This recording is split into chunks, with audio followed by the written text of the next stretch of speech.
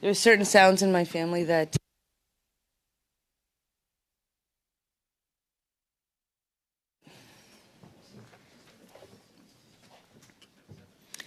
he has 10 minutes for his opening, right? He knows. Okay. Good morning, everyone. I call the meeting to order. Welcome to the meeting number 80 of the Standing Committee on Procedure and House Affairs. The committee is meeting today to study the question of privilege related to against the member for Wellington, Halton Hills, and other members. I would like to remind all members and witnesses that care must be taken with regard to the earpieces for interpretation. Please be mindful to not place your earpiece near the microphone, as this can result in a feedback loop which may cause an acoustic shock, which could in turn cause injury to interpreters. Sometimes when we're speaking, we don't notice that we're doing it, so just be mindful. All comments will be addressed to the chair. What I have asked of members and of our guests today is when the exchange is happening, keep an eye on each other, because you'll see a little bit of a nod to say, I want the floor back, and that would just help with me having to interrupt, because I would like to maximize the time that we have. And we have with us today the Right Honourable David Johnston, Independent Special Rapporteur on Foreign Interference, to declare any conflicts of interest. He was the president at the University of Waterloo when I not only attended but graduated, so we do know each other from the region of Waterloo. And I'm going to, Mr. Johnston, give up to 10 minutes for your opening comments. And before I do that, there is some rumblings and thoughts that there might be votes taking place today. As there might be votes, I would just like agreement that the vote that takes place, if it does during opening comments or the first round of questions, we would be in agreement to use the voting app and to continue working. Are we okay with that? I will pause just to make sure everyone can get their pictures in, and then once everyone's set and in place, we will continue. That would maximize our time together. And I'm also going to, because we have 3 hours together, just change up the way we do questions. We will start off with 10-minute rounds instead of 6 minutes, and then we will continue with the normal 5-5, 2.5, 2.5, 5-5. And we will take a pause halfway through the break, through the meeting, just to have a quick break as needed. With that, Mr. Johnston, the floor is yours. Bienvenue à la comité PROC. Welcome to the PROC committee. You have 10 minutes, sir. Thank you, Madam Chair, and thank you to the members of the committee for having me today to speak on this important issue and the work I'm conducting. Merci de m'accueillir. Thank you for welcoming today to talk about this question. Of this year, I was appointed by the government as the independent are working in hostile and clandestine ways to undermine our democracy. I came to that conclusion after an intensive review of top secret intelligence and interviews with senior intelligence, security, and elected officials. Methods of foreign interference are rapidly becoming more sophisticated. I have identified significant shortcomings in the government's ability to detect, deter, and combat this threat. This must be remedied urgently. C'est pourquoi la prochaine. That is why the next phase of my work, which will be a public process, will look at how to best fight foreign interference.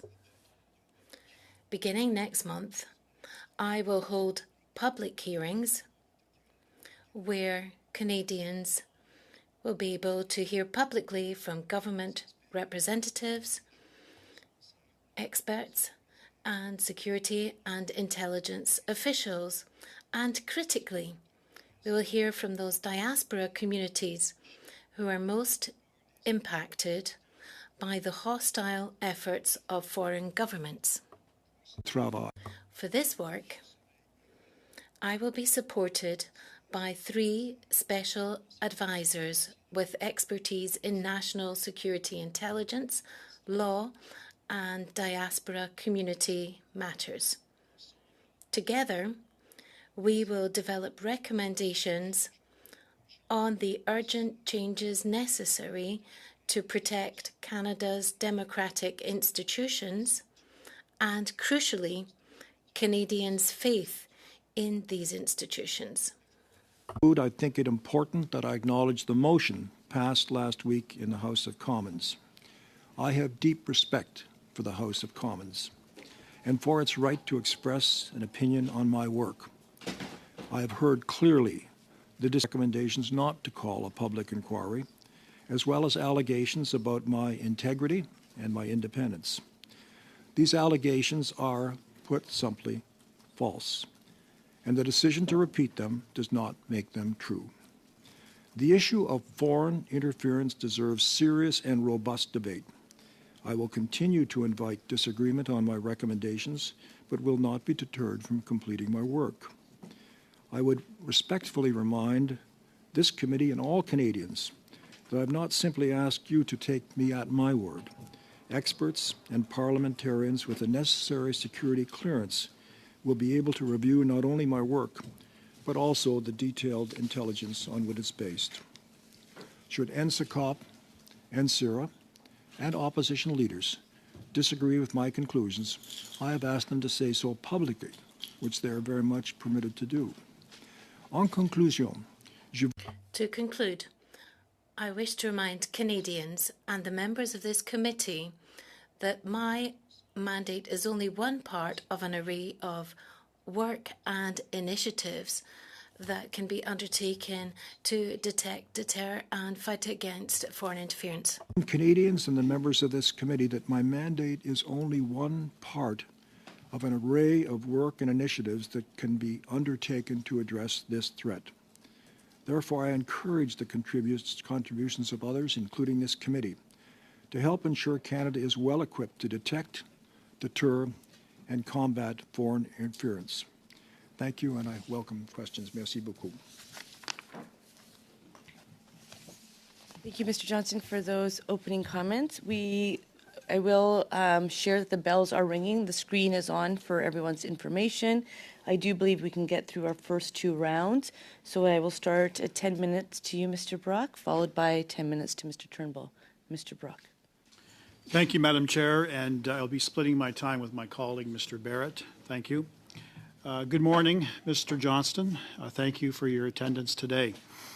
Through you, Madam Chair, Mr. Johnston, in 2010, Justin Trudeau, as a private citizen before entering into politics, told CBC Radio that you were a great dinner companion. He specifically said, quote, "We had great conversations around dinner tables, around all sorts of things." This was said around the same time that you were being appointed as our Governor General. Were you aware of that statement, sir? Madam Chair, I was not aware of that statement. In connection with Mr. Trudeau, my meeting with him occurred when he was 10 or 11 years old, skiing with my children 4 or 5 times. Thank you, Mr. Johnston. We'll get into those areas. My time is very limited, sir. Sir, I got another question for you. As Prime Minister, Justin Trudeau described you as a lifelong family friend, a friendship cemented over many summers as neighboring cottagers in the Laurentians. You never corrected the Prime Minister in his characterization of your relationship with him. Isn't that correct? Madam Chair, the connection I had with Mr. Trudeau... Mr. Johnston, I apologize for interrupting you, but the question is, did you...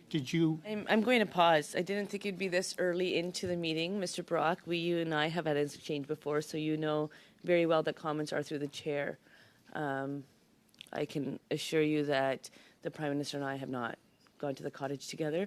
And so I would just say that if we can just pause and take a second, that's why I wanted to provide a little bit more time. I will provide leniency to ensure that we get to where you need to get to. Thank you, Madam Chair. And the question to Mr. Johnston was, did you characterize or did you change that statement that Justin Trudeau as Prime Minister made to you about you being a lifelong family friend cemented over many summers as neighboring cottagers in the Laurentians? Did you confirm or deny that, sir? Madam Chair, I was not familiar with the statement that has just been made.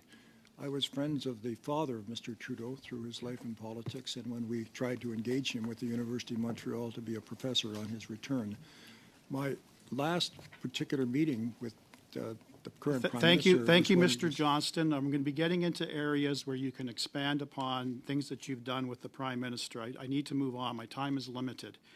In 2016, 6 years into your role as Governor General, you gave an interview to the CTV. You were asked about your views of having the Trudeau family living on the grounds of Rideau Hall. Without pause or hesitation, you said it was wonderful because their children played with your grandchildren in the garden. That was pretty exciting to have the next generation together, bringing the place alive. That statement was accurate, correct? Madam Chair, I don't remember that particular statement, but it is true that the Trudeau family lived in Thank you, Rideau Mr. Province. Johnston. You further stated in Point the of same order. interview that the Trudeaus were Point of very order, good Madam Chair. tenants. Point of order, Mr. Turnbull. Seen now repeated Mr. Brock cutting off the witness when he's not being given the chance to respond. I would appreciate it if at least we could just let Mr. Johnston respond to the question he's being asked. I think that's decorum and normal practice. Madam Chair, if I may respond, my time is very limited. The question was centered on as to whether or not the statement was accurate. It did not require the witness to elaborate. I'm just going to respond really quickly, and I feel that PROC has high ratings. We've been here for a long time. I think you know how I operate as chair now as well. And I do believe these points of orders and me interrupting, which I don't want to do, actually just takes away from the time that we're talking about being so precious. Allowing the witness to finish a sentence, I do not think would take too much time, and I think it's appropriate just to let the witness answer. Mr. Brock, I agree the time is yours, but let's just be mindful, and I think we can get through this. And I know you can, Mr. Brock, so Thank I'm you. going to pass you back the floor. Thank you, Madam Chair. You further stated that your wife Sharon and yourself became good friends with the Trudeaus, that your relationship with Pierre Trudeau went back to children's days when the families would get together to ski at Mount Tremblant. You stated that the 3 Trudeau boys were the same age as your 5 daughters, that you became a ski party at Mont Tremblant. You stated that your children had enormous respect for Pierre Elliott Trudeau. He was a wonderful father and very good with the children, who at this point were teenagers, that he would lead them into discussions such as democracies in the world. And then in 2017, sir, you interviewed with Paul Wells. You talked of knowing Justin Trudeau since he was 6 years old, as both families shared adjacent cottages in the Laurentians. In 2017, sir, the Prime Minister paid tribute to you, calling you a family friend and a friend of his father. He ended his comments by saying to both of you and your wife, "Thank you, my friends."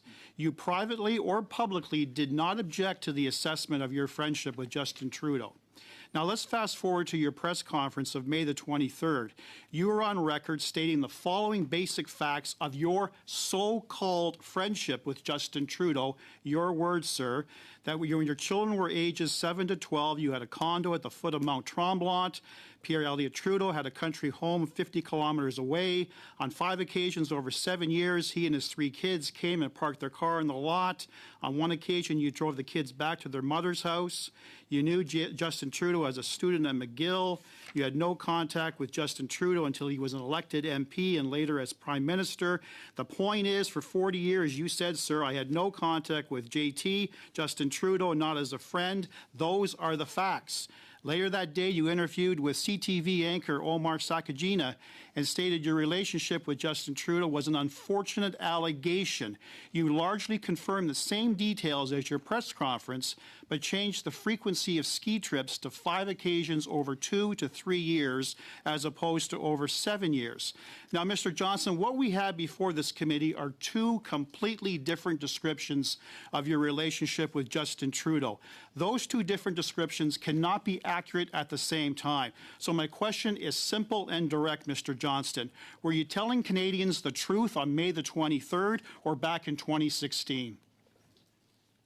Madam Chair, telling the truth with connection with my relationship with Prime Minister Trudeau goes back to when our children were teenagers, and during the course of almost 40 years, we had no meetings, no dinners at one another's homes, no particular contact. Was a friend of the father, etc., but those were the extent of the contacts.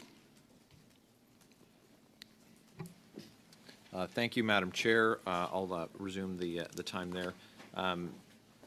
Sir, you were a member of the Trudeau Foundation until your appointment to this position. Is that correct? I was a member, Madam Chair, I was a member of the Trudeau member of the association, which is like shareholders in general meeting of the Trudeau Foundation, not a member of the board of directors. I joined it in 2018, just a year or so after I stepped down as Governor General, because I've had a very long concern and interest in student support, graduate student Thank you, sir. scholarships. And the role as a member of the association is to attend annual general meetings, vote in the board of directors. Thank you, I sir. have had nothing to do whatsoever with any of the decision-making of the Trudeau Foundation. Were you aware of the reporting that the Trudeau Foundation was targeted for a foreign influence campaign by Beijing and that the foundation accepted $140,000 from the communist dictatorship in Beijing? Madam Chair, the first knowledge I had of that particular gift was when it appeared in the newspaper. And as a member of the association, I received a memo from the CEO, like I think other members of the association. That Thank you, sir. they had started a press release indicating that that gift was being returned. Thank you for confirming your knowledge of it. Given your ties to the foundation's involvement with Beijing, and Beijing's role in your report, do you see a conflict of interest? Madam Chair, my connection with the association of the Trudeau Foundation had no role whatsoever with the decision-making of the board of directors, the acceptance of gifts and so on. Thank you, sir. And You've been friends with Frank Iacobucci for decades, is that correct? Madam Chair, Professor Iacobucci and I were young law professors at the University of Toronto, I think when I was about 25, and yes, he's been a lifelong friend. And Mr. Iacobucci, also a member of the Trudeau Foundation, is who you sought out an opinion from on the matter of whether or not you were in a conflict of interest, for which he provided you the exemption or excuse that you were looking for.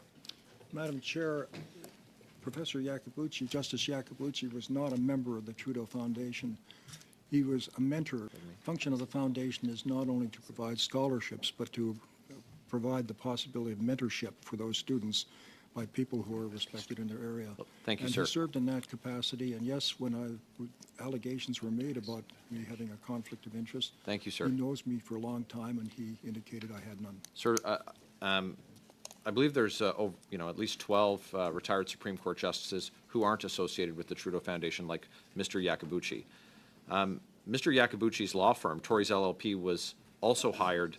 You hired them to assist you, and working for Torys was longtime Liberal donor Sheila Bloc. So we have you with an association to the Trudeau Foundation. We have Mr. Iacobucci, who is associated with the Trudeau Foundation. We have Ms. Bloc, who is a lifetime donor and supporter of the Liberal Party, including attending fundraising events with the Prime Minister in recent time. Given all of that, you don't see a conflict of interest? Madam Chair, with respect to the question of Ms. Bloc, she is a preeminent counsel. The question is with respect to conflict of interest, sir. Okay, pause. So you just took 23 seconds to ask that? Let's just provide the witness 23 seconds to answer that.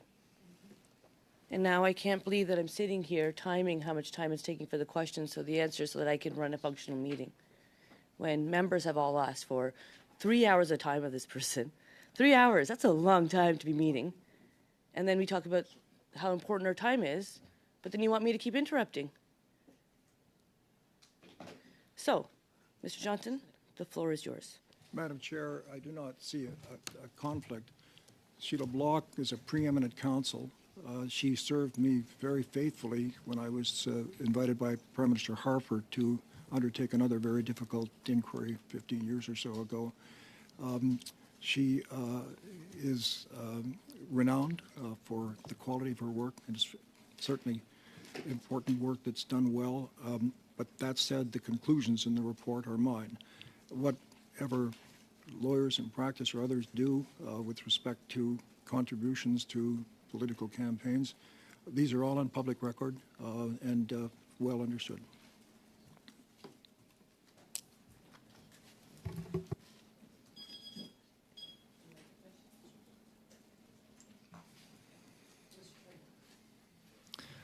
Thanks for being here, Mr. Johnston. I would say we all owe you a debt of gratitude for your service to Canada over decades. And I want to thank you for the many roles that you've taken on and faithfully served and fulfilled, and the latest role that you've taken on.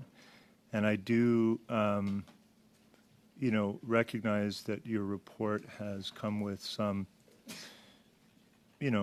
some questions, and there's been some concerns that others have expressed. But maybe I'll quote PM Harper, which I don't often do. When you were appointed originally as the Governor General, he said that you represent the best of Canada. And I appreciate the fact that you're here today in front of all the parliamentary members answering our questions for 3 hours. It really is a testament to your, service to Canada. I also want to start by just, mentioning a few things that we've heard here at this committee, online, in press conferences, and in House proceedings. So Mr. Calkins has said Han Dong is an agent of Beijing. Pierre Poilievre has said repeatedly Justin Trudeau is acting against Canada's interest in favor of a foreign dictatorship. That was on March 7th. Pierre Poilievre also said the PM expressed his admiration for the basic Chinese communist dictatorship. Seeing this ideological bond, Beijing decided it had a friend and wanted to help the PM get elected and interfered in 2 successive elections. Poilievre also said, we know that the PM has been aware of many of the facts for a very long time and yet chose to do nothing. Mr. Cooper in this committee also said the invitation of a briefing is a blatant trap to muzzle Poilievre under national securities law. So the truth is now a trap, apparently. In the long list of baseless and absurd claims that the Conservative Party is making, the latest is on their website. It says Trudeau's fake rapporteur continues interference cover-up. I would submit that to this committee and to you that these are not just harmless exaggerations or isolated instances of partisan hyperbole. They are intentional and inflammatory. They're baseless allegations, and they're harmful and false. And they erode the trust in our democracy, and they're stoking anti-government sentiments for political gain. In your first report, Mr. Johnston, you've said that you've incorporated a wide range of sources, including the proceedings of this committee, into it. And you noted that at times members of this committee have asked insightful questions, and you've also referred to the element of political theater. Do you think this debate and the importance of providing answers to the Canadian public is well served when the political theater element drowns out the probative, fact-finding work that we are all called upon to do? Madam Chair, I would encourage the members of the committee to read the report that we have prepared and focus our attention on the real danger we have here, which is clear, present, pervasive foreign interference in our elections. In our report, we've tried to avoid the discussions of a partisan kind that you referred to follow the facts, apply the law thoroughly, thoughtfully. And I would urge us to get on with this important matter of foreign interference that does require immediate attention by this body and the institutions of Parliament to protect our national security and protect our citizens. Thank you, Mr. Johnston. It seems to me that based on our conversations in this committee that there are some members that are participating in these debates and proceedings that want to get to the facts and the matter at hand, and there are others that painfully are avoiding the facts and don't seem to want to talk about them. Mr. Johnston, it's clear to me that the Conservatives sang your praises and extolled your virtues for over a decade.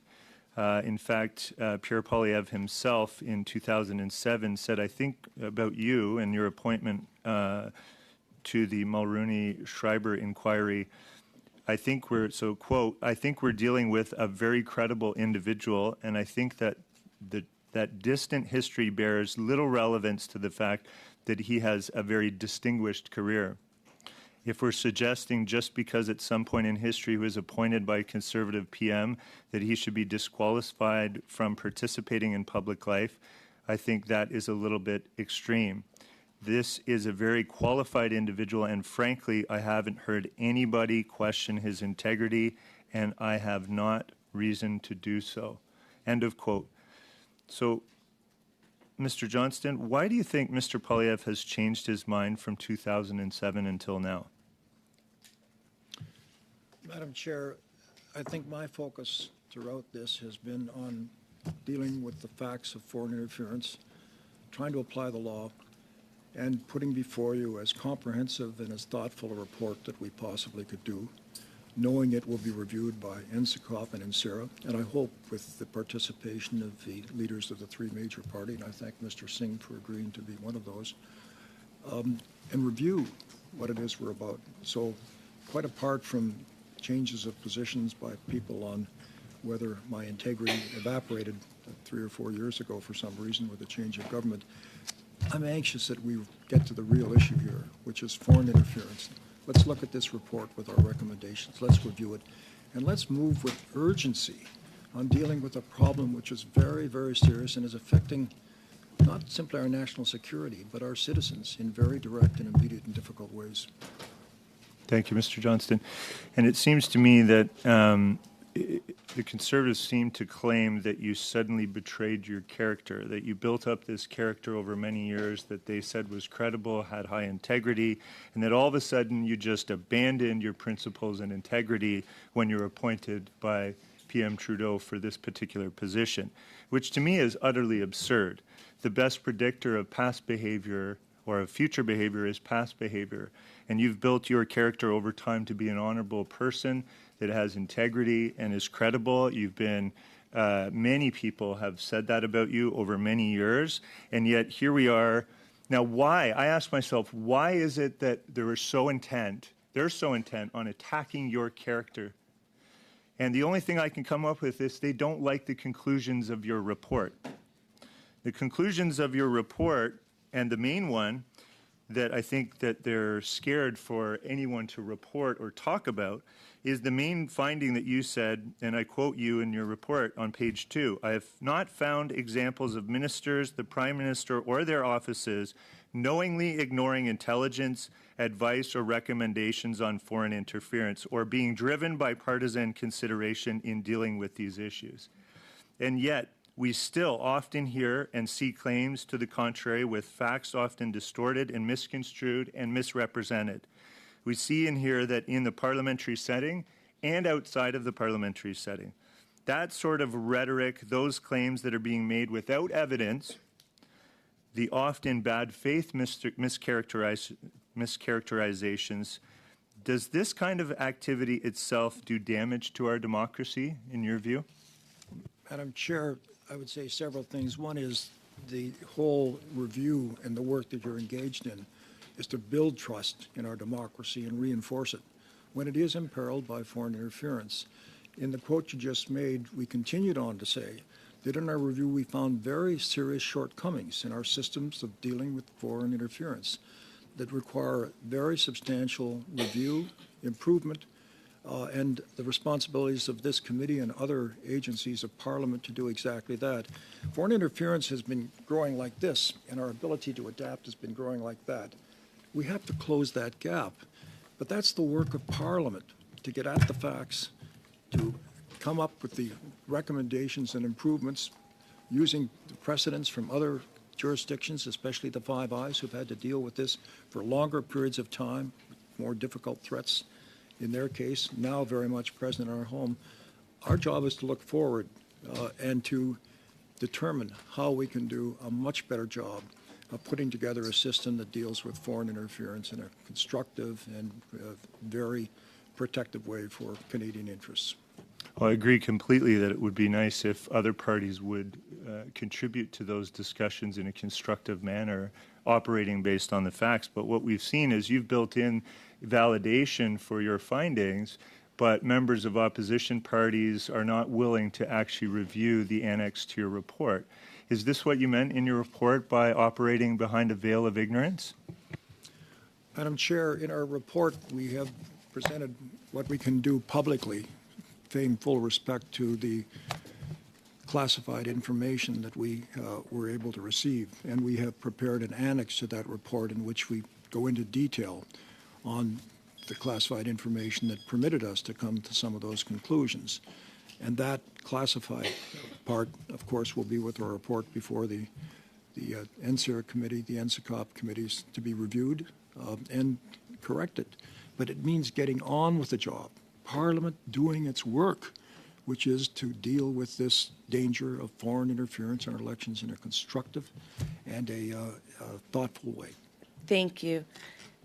OK. Donc, on va continuer avec Monsieur. So we'll continue with Mr. Terrien. There's 3 minutes that remain before the voting period begins. We'll take the 10 minutes with Mr. Terrien, and then we'll have a break so that everyone can vote. So, Mr. Johnston, in the 2 official languages, the time that it takes for interpretation will not be taken away from Mr. Terrien's time. So take the time to listen to the question and comments, and then you can answer with the time that you need as well. So, Mr. Terrien, over to you. Thank you, and good morning to Mr. Johnston and colleagues. Thank you for being with us today. As far as possible, we're trying to defend democracy, which is being very much attacked by foreign interference. So it's extremely important what we're doing. When I go door to door and I meet with people, and I'm sure you all do the same thing, there's people that say to you, I'm not sure whether I'm going to go and vote, and I encourage them to do so. Say it's important to make a choice. It's important to vote and get involved, because it's your choice that can decide on the colour of the government and the policies that will be adopted. So there's more and more abstention, and we're trying to fight against this type of abstention. Unfortunately, when we see these foreign interference threats, people's trust in democracy and in our institutions, and it's this lowering of trust which can lead people to say, OK, the dice is already cast, why should I vote? It seems that foreigners are deciding for us. So it can take on significant proportions. So we have to protect this trust, and we have to protect our institutions. When the population says to us through polls that it's 72%, according to the Léger poll, 72% of people want to have a public inquiry that's independent, because this is a serious threat and we need to shed light on this, and people think it's the only way to do this. Experts, several experts, and I could give you a whole list of experts, many experts that are specialised in this area, say that there has to be an independent public inquiry held. And the House, by majority, has stated that we have to have a public inquiry that's also an independent public inquiry. And when I read Mr. Johnson's report, he has actually dismissed that possibility. So I'd like to know why he has dismissed the possibility of holding an independent public inquiry that's been called for by so many people. Madam Chair, first of all, I warmly reinforce the comments that has just been made with respect to people losing interest in and understanding about democracy, and that we must work very hard to build that trust. I would also say that what we're seeing around the world is a diminishing trust in democracies all over. As people move away from the rule of law, which is so important here, and move to the law of rule, strong people, autocratic governments come into place. That's the danger we face. With respect to the question of public inquiry, we thought long and hard about this. The dilemma is that we're dealing with classified information, and it is not possible to discuss classified information in public, nor to report it in your reports. So, and this has been apparent in other inquiries that have had to deal with this difficult matter.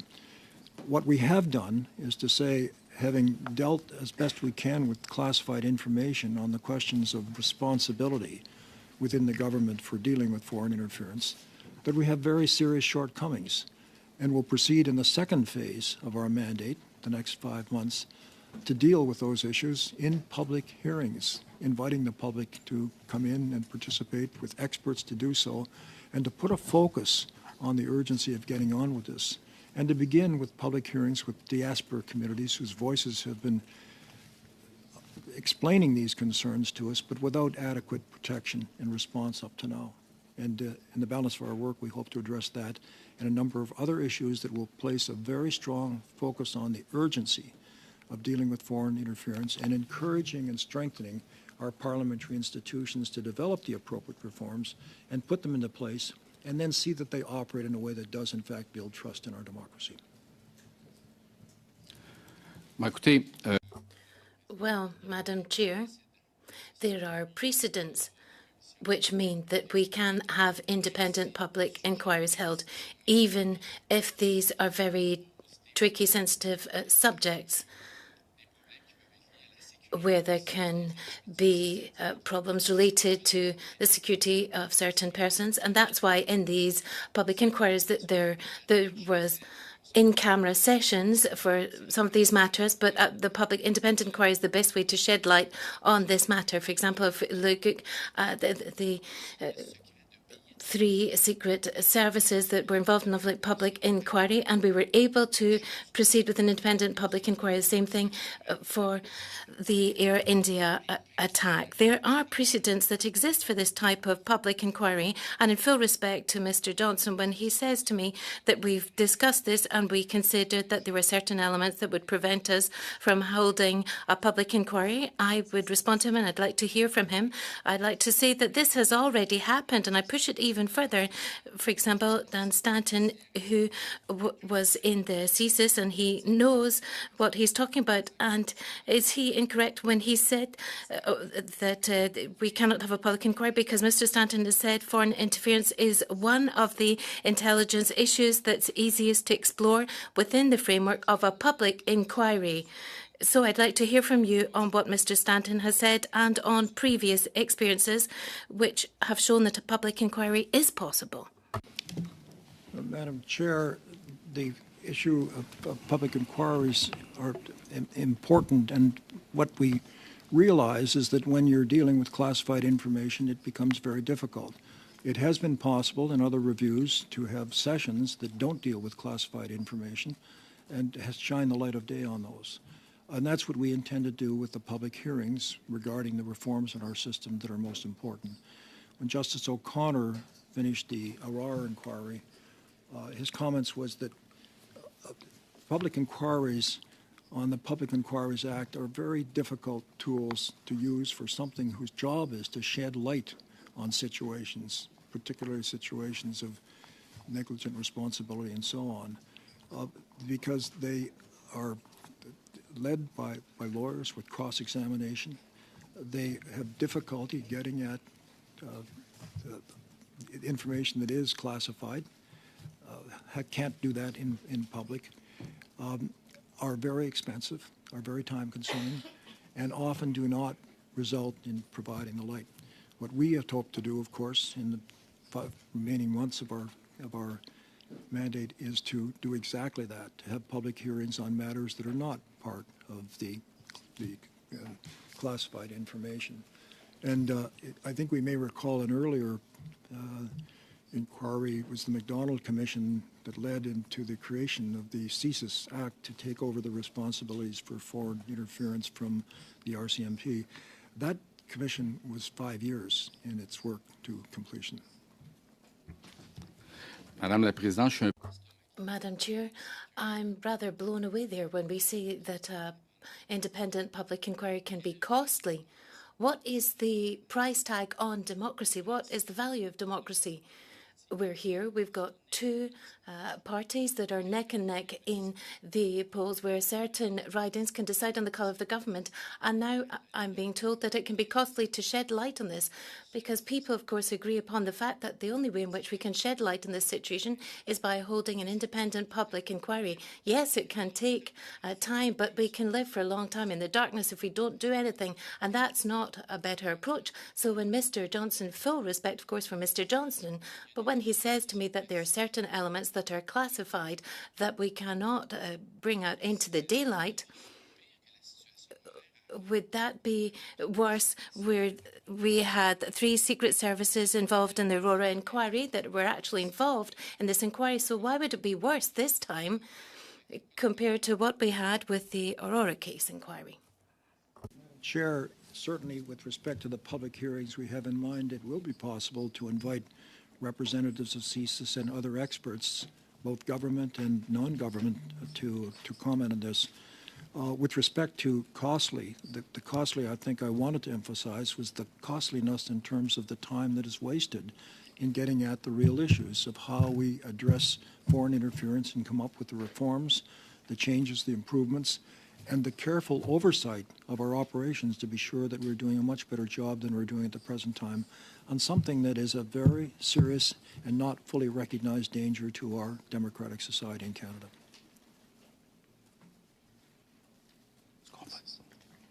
Est-ce qu'on peut voter maintenant? Can we now vote, Madam Chair? I've cut off my time. On va faire une Ça vous va? Ouais, merci. Yes, we're going to have a break now, and then we'll return back to you for a few minutes for a couple of last questions. So now we can vote, and if you haven't voted, just let me know. 38 seconds left, but I'll give you a minute and a few more seconds because you've been patient and you've allowed the witness to respond. So you'll get an extra minute or two. C'est un peu difficile de revenir. Thank you. It's difficult to get back into this. I'll need a few more seconds. No. For the purpose of the meeting, call us back to order. I'm glad everybody was able to vote. Monsieur Terrien, 1 minute 38 secondes. 1 minute, 38 seconds.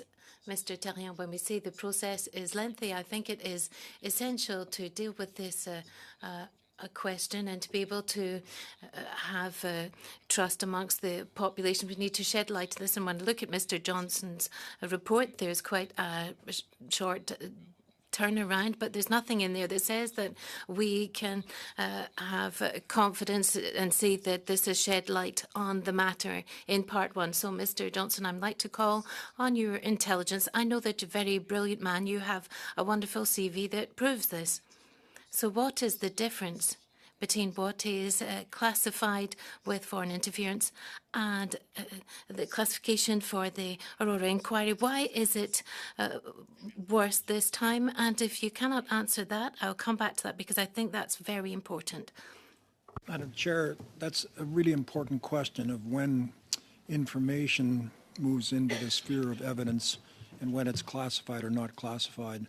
It's one of the issues that we hope to address in depth in the public hearings that we'll be held over the next 5 months, of whether we have the right connection, the right balance in determining what must be kept secret and what can be put into the open situation. And we have experience from other jurisdictions who've dealt with this very particular problem. It seems to me that we can learn from those experiences and try to find a better balance of what must be classified to protect our people that are working and also our Five Eye allies. Juste vous dire, I would just like to say, Mr. Johnston, that it's very important what you have said to us. You have said in your answer that we do not know why we cannot have an independent public inquiry. That's what I've just said. You've said it will take a few months for seeing the difference and then this question of classification. So you're not even prepared to say that we're not going to have an independent public inquiry? It's going to take you a few months to reach that conclusion? non, c'est juste que je voulais.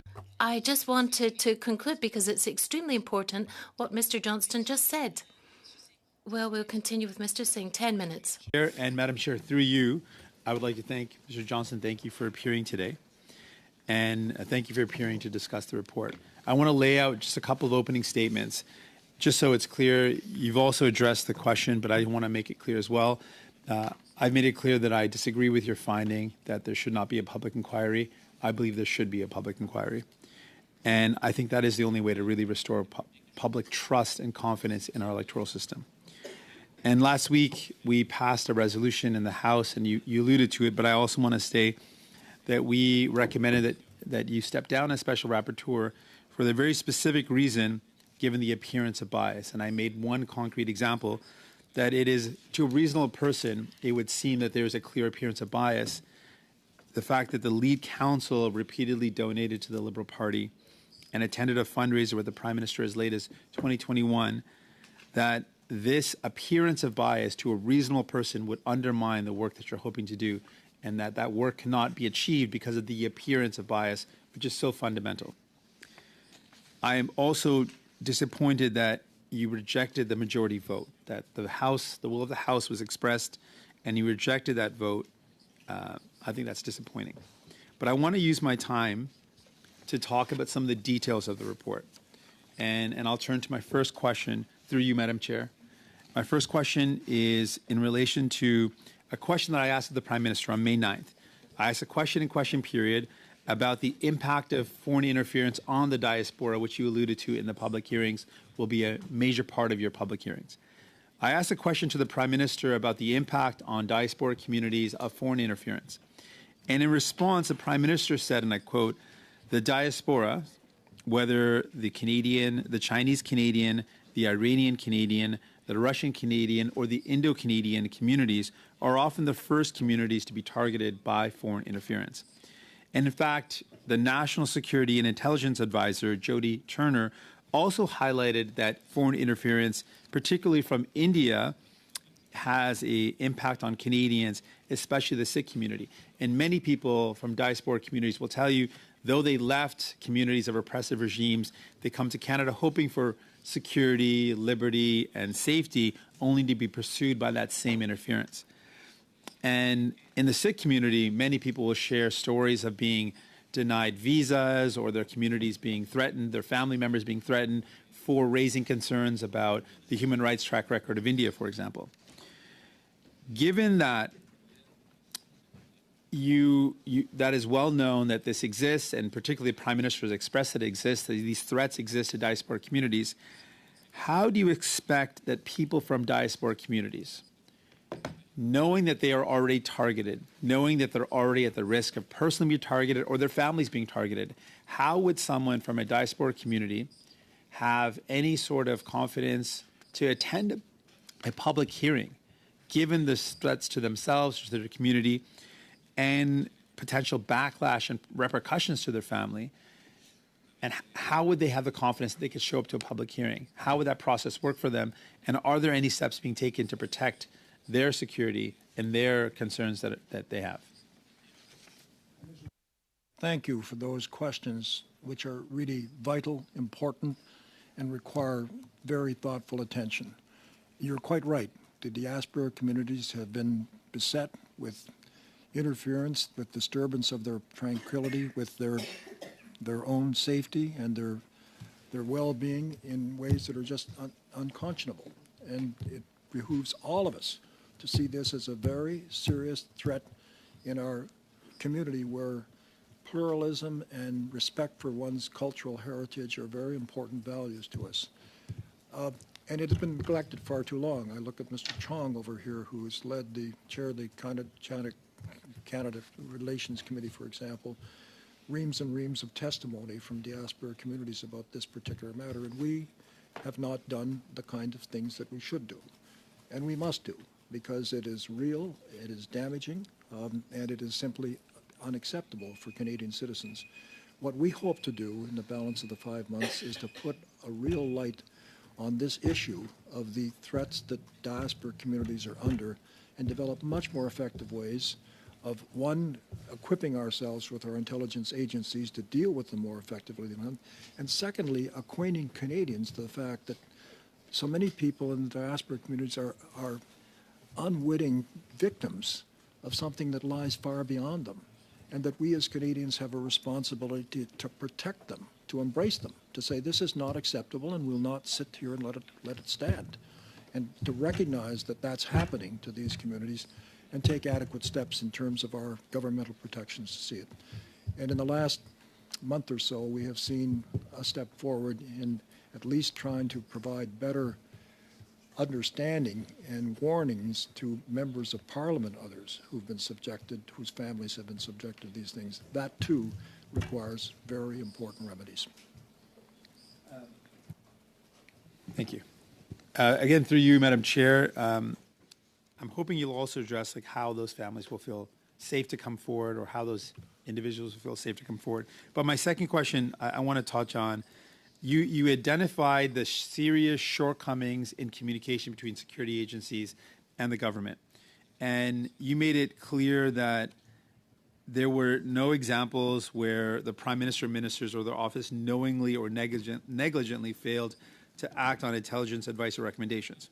So it's conceivable that in your report that the ministers or prime minister was not properly informed. But you also recognize in your conclusion that it is very clear that foreign governments are absolutely or undoubtedly attempting to interfere in our democracy, and that this is something that's been well known. Given how clear it is that there is foreign interference going on and that the government ought to have known that, generally speaking, there's foreign interference going on, my question is about the utter lack of curiosity of this government, that despite clear and credible evidence of foreign interference, that in your investigation, at no point in time did the Prime Minister or ministers ever actively or proactively ask CSIS or other security agencies whether or not members of Parliament were being targeted. Was there never an attempt to proactively assess threats to members of Parliament? While you accept that they were not maybe advised of this from CSIS, did they never have that curiosity to say, well, if we know that there's foreign interference going on, maybe it's impacting our members of Parliament?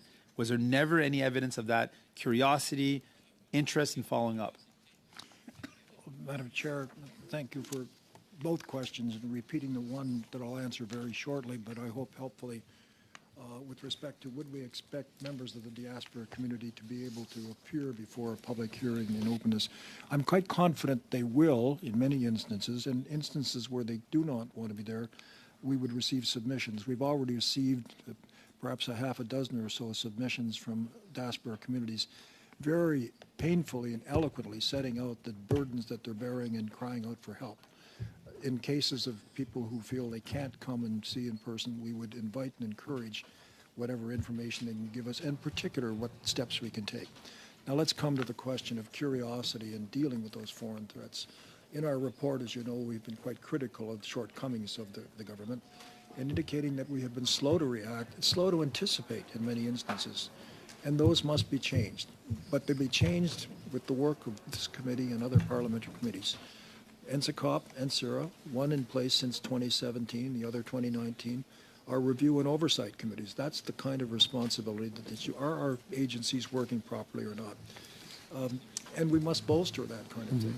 And so I'm in quite agreement that we have not had the kind of curiosity and particularly the flow of information so it can be acted upon that we need. I appreciate that. And I hope we can address that. Thank you, Mr. Johnston. And finally, through the chair to you, Mr. Johnston, I want to point out a particularly concerning different conclusion that you arrived at in comparison to Mr. O'Toole, and I want to highlight Mr. O'Toole raised a question of privilege, and he indicated, and I just want to quote a portion of what he said with my time remaining, that the briefing he received from CSIS confirmed to me, this is Mr. O'Toole, what I suspected for quite some time, that my party, several members of my caucus, and I were targets of misinformation and voter suppression, and that was orchestrated by China before and during the 2021 election. So members of the Conservative caucus and himself were targeted. In your report, you find that you, in reference to Mr. Chu, who was, of course, a member of the Conservative Party and a candidate in the 2021 election, that misinformation could not be traced to a state-sponsored source. So we've got two very different conclusions from a CSIS briefing that Mr. O'Toole is referring to, and then you're stating in your report that there was no clear evidence that it was state-sponsored. How could you have such different conclusions from what Mr. O'Toole received? Well, again, Madam Chair, I appreciate that particular question, and I've asked to be brief.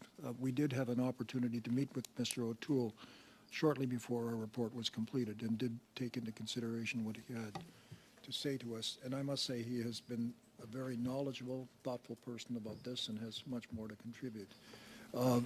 The evidence that we had before us that permitted us to come to the conclusion you've just suggested was what was available to us at that time. I think since that time, the conversations that Mr. O'Toole has had with the director of CSIS, I think there's been a much greater step in terms of what should have been done and what must be done in the future. Thank you. Maintenant, Monsieur Berthold, 5 minutes. And now Mr. Berthold for 5 minutes. Thank you, Madam Chair, and thank you, Mr. Johnston. Mr. Johnston, I was quite shocked in your opening comments when you said the comments on your integrity are false, and the fact that we repeat them doesn't make them true. I think that this statement alone puts you in a situation of a conflict of interest, in particular towards the leaders of the opposition. Mr. Johnston, you were Governor-General of Canada, so you could not exercise any political role, but you still have a pay as former Governor-General. Is that correct? Could you repeat the question, Madam Chair? Have what as a pay? Do you continue to receive pay as former Governor-General? You still receive payment? Madam Chair, I don't receive any payment as former Governor General. I have a pension as a public servant, and that is the pay. And there's. Merci. Thank you. You were a member of the Trudeau Foundation for how many years? Madam Chair, thank you for that question. I joined the association of the Trudeau Foundation. That's like a shareholder at a general meeting, not a member of the board of directors, not involved in any decision making. C'est pas la question, Monsieur. That's not the question. To vote in the board to approve the financial statements, no involvement in fundraising of that kind. And I resigned. That was 2018, and I resigned in March of this year when I was appointed to this role. Vous avez déclaré. You have declared in an interview in 2016 talking about relationship with the family of the Prime Minister that you got to know the children, and our friendship was built on exchanges amongst children. Do you remember these statements? Madam Chair, I do recall referring to the fact that my own children and Mr. Trudeau, as a young boy, did have opportunities to ski together 4 or 5 times. Between that time and until he became Prime Minister, I had no meetings with Mr. Trudeau, and our children, to my knowledge, did not. And when they became neighbors to us at Rideau Hall, I think I referred to it, the fact that it would be very nice for our grandchildren to have a chance to play with his children. And that didn't occur, I don't think, on any occasions, but it still would have been a pleasant experience for us. Monsieur Johnston. Mr. Johnston, I'd like to ask you to be briefer in your answers because I'm trying to go through several points and I want to be respectful and give you time to respond, but I've got very precise questions. When you were the president of University of Waterloo, you went to Chongqing and you met President Xi Jinping and you said it's wonderful to be back in China. It feels as if I've gone back home. Is that exact? Madam Chair, if I understand the question correctly, it was wonderful to be back home. I think that was Mr. Trudeau going back to 24 Sussex Drive, and that was not available. The Secretary to the Office of Governor General very gallantly said he would be happy to vacate Rideau Cottage, and that's why Mr. Trudeau's family moved in there. Madame la Présidente. Madam Chair, perhaps there are problems in terms of interpretation because the answers are not matching up with the questions that I've been putting from the outset. So I'd like to ask you to show some indulgence. I'll try and talk slowly. It seems that Mr. Johnston is not answering my questions due to the interpretation. Mr. Johnston, you asked Mr. Jacobi, a former mentor of the Trudeau Foundation, to give his opinion on possible conflict of interest when you were becoming the Special Rapporteur. Is that correct that you turned to him? And you turn to Ms. Sheila Bloc, who is a big supporter of the Liberal Party, to be your main advisor in drafting the report. Is that true? Madam Chair, it is true that Madam Bloc was my senior Merci. counsel with respect Thank you. to inquiry, and I reached out to her to be the senior counsel for this review as well. J'ai beaucoup d'autres. I have lots of other statements that you have defined as false, Mr. Johnston, but unfortunately I don't have much time because of problems of interpretation. You have written a book called Trust. I've got it here. There's no version in French, and in this book, and I'd like to cite from it, Madam Chair, that the worst leaders manipulate by not disclosing information or only disclose information that supports their opinions and decisions and actions. Do you remember writing that? I do remember writing that chapter of this book, yes. Monsieur Johnston. Mr. Johnston, with all full respect, given your years of experience, having recognised the facts that I've listed, it seems there's not one single thing you think that would have an appearance of a conflict of interest for someone who has to present an independent report on the foreign interference of Beijing in our elections that would have favoured the Liberal Party. Do you sincerely think that with all of this, there is nothing that could give the appearance that there's a conflict of interest? And do you think that Canadians should just believe you on your word? Well, Madam Chair, to answer the question, I don't believe I have a conflict of interest, and I would not have undertaken this responsibility had I had a conflict of interest. What I would say is that for 55 years, I've served on advisory committees, perhaps on 2 to 3 dozen times, because of my nonpartisanship and integrity. And this is the first time that's ever been called into question or a suggestion that I have a conflict of interest. So my suggestion, Madam Chair, is that one looks at a record of service and comes to one's conclusion about conflict of interest. And I would again plea that you focus the attention on foreign interference, this report, which will be reviewed, and others where we must do a much better job of getting on with the important matter. Ms. O'Connell, 5 minutes to you. Thank you, Madam Chair. Thank you, Mr. Johnston, for being here today. And actually, where you just left off, I think is part of where I want to go with some of my questions. I will, before I get to that question, though, Madam Chair, just want to point out that the Conservatives just had a total of 15 minutes worth of questions, and they didn't ask a single question about foreign interference. Not a single question. Madam Chair, it was nothing more than a character assassination or conspiracy theories around children playing together. So, Mr. Johnston, your opening comments about how serious and pervasive this issue is, I find it incredibly frustrating and disappointing that 15 minutes worth of questioning time from the official opposition consisted of 0 questions on foreign interference. But what has already happened, and Mr. Johnston, you wouldn't know this, is Conservative members, Mr. Barrett has already posted clips, I'm sure to help fundraise or stoke fears and conspiracy theories around your nonpartisanship. Sorry, Madam Chair, through the witnesses' nonpartisanship. Some of the questions by Mr. Brock earlier was bringing up things about, again, referring to children playing together, your grandchildren playing with the current Prime Minister's children. That's what they think is the smoking gun here, children playing together. And I point out that, Mr. Johnston, in some of the responses that you were providing, even though the Conservatives wanted you here and opposition wanted you here for 3 hours, yet didn't want you to answer a single question, I find that very telling. And again, they got their clips. That's what this is really about. This isn't about foreign interference and protecting our democracy, because if it was, you know, they'd ask a serious question instead of playing partisan games. But they mentioned, Mr. Brock mentioned a time period when you mentioned the current Prime Minister was 11 years old. Yet since then, my colleague pointed out, Mr. Turnbull, that actually the leader of the opposition, Mr. Poilievre, actually since that time where you had spent time with the current Prime Minister, 11 years old, Mr. Poilievre defended your reputation. We can't find anything that has changed in your conduct or behavior.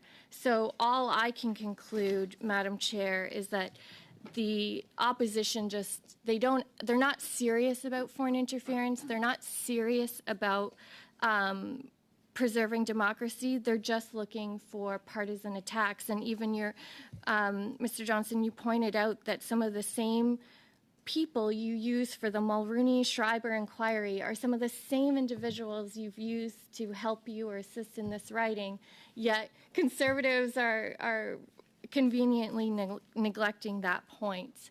So getting to the actual issues around foreign interference, because I think we owe Canadians to be serious about this, and we can leave the partisan games to the Conservatives because Canadians will judge them on that. Following up actually on some of Mr. Singh's questions with Mr. O'Toole, And we heard testimony in this committee from Mr. Chu. I actually asked him at the time if he could table any of the evidence he had or examples that he had been concerned about, and he said he never saved any of that information. Was there anything, did the Conservative Party provide any information? They talked about, Mr. O'Toole talked about a dossier. The Conservative Party also in 2022 did an internal review into the 2021 election results. Was any of this information provided in the package that you would have received and reviewed? Madam Chair, through you, could you be more specific about that package? I just don't have a context for it. Sure. Mr. Singh had commented on some public reporting from Mr. O'Toole, and he spoke about that there was a dossier that the Conservative Party had about some of the WeChat information. Mr. Chu demonstrated that there was all this evidence submitted to him, but he no longer saved it or something along those lines. And then in January 2022, the Conservative Party received the results of an internal review that they did, led by James Cummings. Did you receive any of that documentation in your review? Madam Chair, I want to be careful in my answer because I don't have a specific recollection of receiving those specific documents. What I do have is we asked Mr. Polyev on 4 different occasions to make submissions if he could and meet with us, and he chose not to. I think 2 or 3 days before our report was published, we had a package of documents which were largely reports from newspapers and other media reports. I don't recall the specific document you mentioned. Thank you. Monsieur Terrien. Mr. Terrien for 2.5 minutes. Thank you, Madam Chair. I'm going to go with brief questions, and I hope we'll have brief answers. I don't want to put pressure on you. It's just because I have 2.5 minutes. Mr. Johnston, re-establishing, restoring public confidence is very important, of course. That is the aim of this approach, amongst other things. How can we restore public confidence? Independent public inquiry or no independent public inquiry? Madam Chair, thank you for the question. Clearly, that is our job of restoring confidence. In the balance of our report and our work for the next 5 months, we hope to devote ourselves to having as much light as possible as you can on the key issue, and that is, how is our system of dealing with foreign interference working? In the report that you've read, not at all well, needs significant improvement. Through those public hearings and hearing from experts and others, and with your help as the review committee, continuing your work, I hope we can treat this with the urgency it deserves and stand proud before our Canadians to saying we are doing everything in our power to protect them. Bon, le message que The message that I'm hearing, Madam Chair, is that I'm going to shed light. Don't worry, I'm there for that. But the problem is a simple one. There were people before David Johnston came out with his report that were against a public inquiry, certain experts, and after his report came out, they became in favour of a public inquiry. Does that mean that this attempt to shed light very quickly and at a low cost has perhaps been a failure, because we've got Mr. Stanton here from the CSIS, Michael Wernick, Artwazinski. They have changed their minds after you came out with your report. Does that mean that finally there needs to be a report that's a public inquiry, because you've not convinced people? Instead, people have been convinced after your report came out that we actually do need to have an independent public inquiry. Madam Chair, again, thank you for that question. We have set out the reasons why we think a classic Royal Commission public inquiry would not serve the process of rebuilding trust, but the public hearings that I mentioned will. And I come back to Justice O'Connor following the Arara Committee, who said that public inquiries in the traditional sense are not particularly useful and can be horrendous in dealing with these kind of things, and there are appropriate ways to deal with them, and that's what we hope to do in the next 5 months. Merci. Madame Kwan. Thank you. Madam Kwan, please. Very much, Madam Chair. Through you to Mr. Johnston. Global News reported that on February 8, 2023, that national security officials warned Prime Minister Trudeau and his office more than a year before the 2019 federal election that Chinese agents were, quote, assisting Canadian candidates running for political offices, end quote. In Mr. Johnston's report, an early draft of the memo contained similar but not identical language was noted. The draft was significantly revised, according to the report, before the memo went to the Prime Minister. Did Mr. Johnston inquire who changed the memo and why it was changed? Well, Madam Chair, thank you very much for this question. I want to go directly to our report, and there are two parts of my brain functioning here. One is the part that deals with classified information, and the other is the part that deals with open information, and it's important that I not cross that boundary. To deal specifically with the question that has just been raised, Madam Chair, on page 23 of our report, in dealing with these statements and conclusions in the press, the PRC interfered with the nomination of Han Dong as the Liberal Party candidate in Don Valley North, Global News, February 24. Irregularities were observed with Mr. Dong's nomination in 2019. There is well-grounded suspicion that the irregularities were tied to the PRC consulate in Toronto, with whom Mr. Dong maintains relationships. In reviewing the intelligence, I did not find evidence that Mr. Dong was aware of the irregularities or the PRC's consulate's potential involvement in his nomination. The Prime Minister was briefed about these irregularities, although no specific recommendation was provided. He concluded there was no basis to displace Mr. Dong as the candidate for Don Valley North. This was not an unreasonable conclusion based on the intelligence available. Mr. Johnston, I know if you just reference where you would like us to note to, we'll take it just because time is limited. So I'm going to go back to Ms. Kwan. Thank you. Well, thank you very much. Thank you very much, Madam Chair. I read the report several times over. Quoting it again to me is not going to answer that question. My question was, did Mr. Johnston look into who changed that memo and why it was changed? Madam Chair, again, I must be conscious of the classified information. The memo that appeared in Global News. Sorry, I'm just going to interrupt for a second here, Madam Chair. It's a yes or no question. Did Mr. Johnston look into who changed it? Yes or no? The answer to that question is the memo that was referred to in the Global News report was an early draft that had certain statements. The draft was not circulated further. There was a final draft that completed to quite a different conclusion of what transpired. Thank you. Madam Chair, if I could just finish my thought, then I take that to mean that Mr. Johnston did not ask the question who changed it and why it was changed. Madam Chair, again, let me... So I'm not going to comment, but I think, Mr. Johnston, your comment does stand for us to what your response is.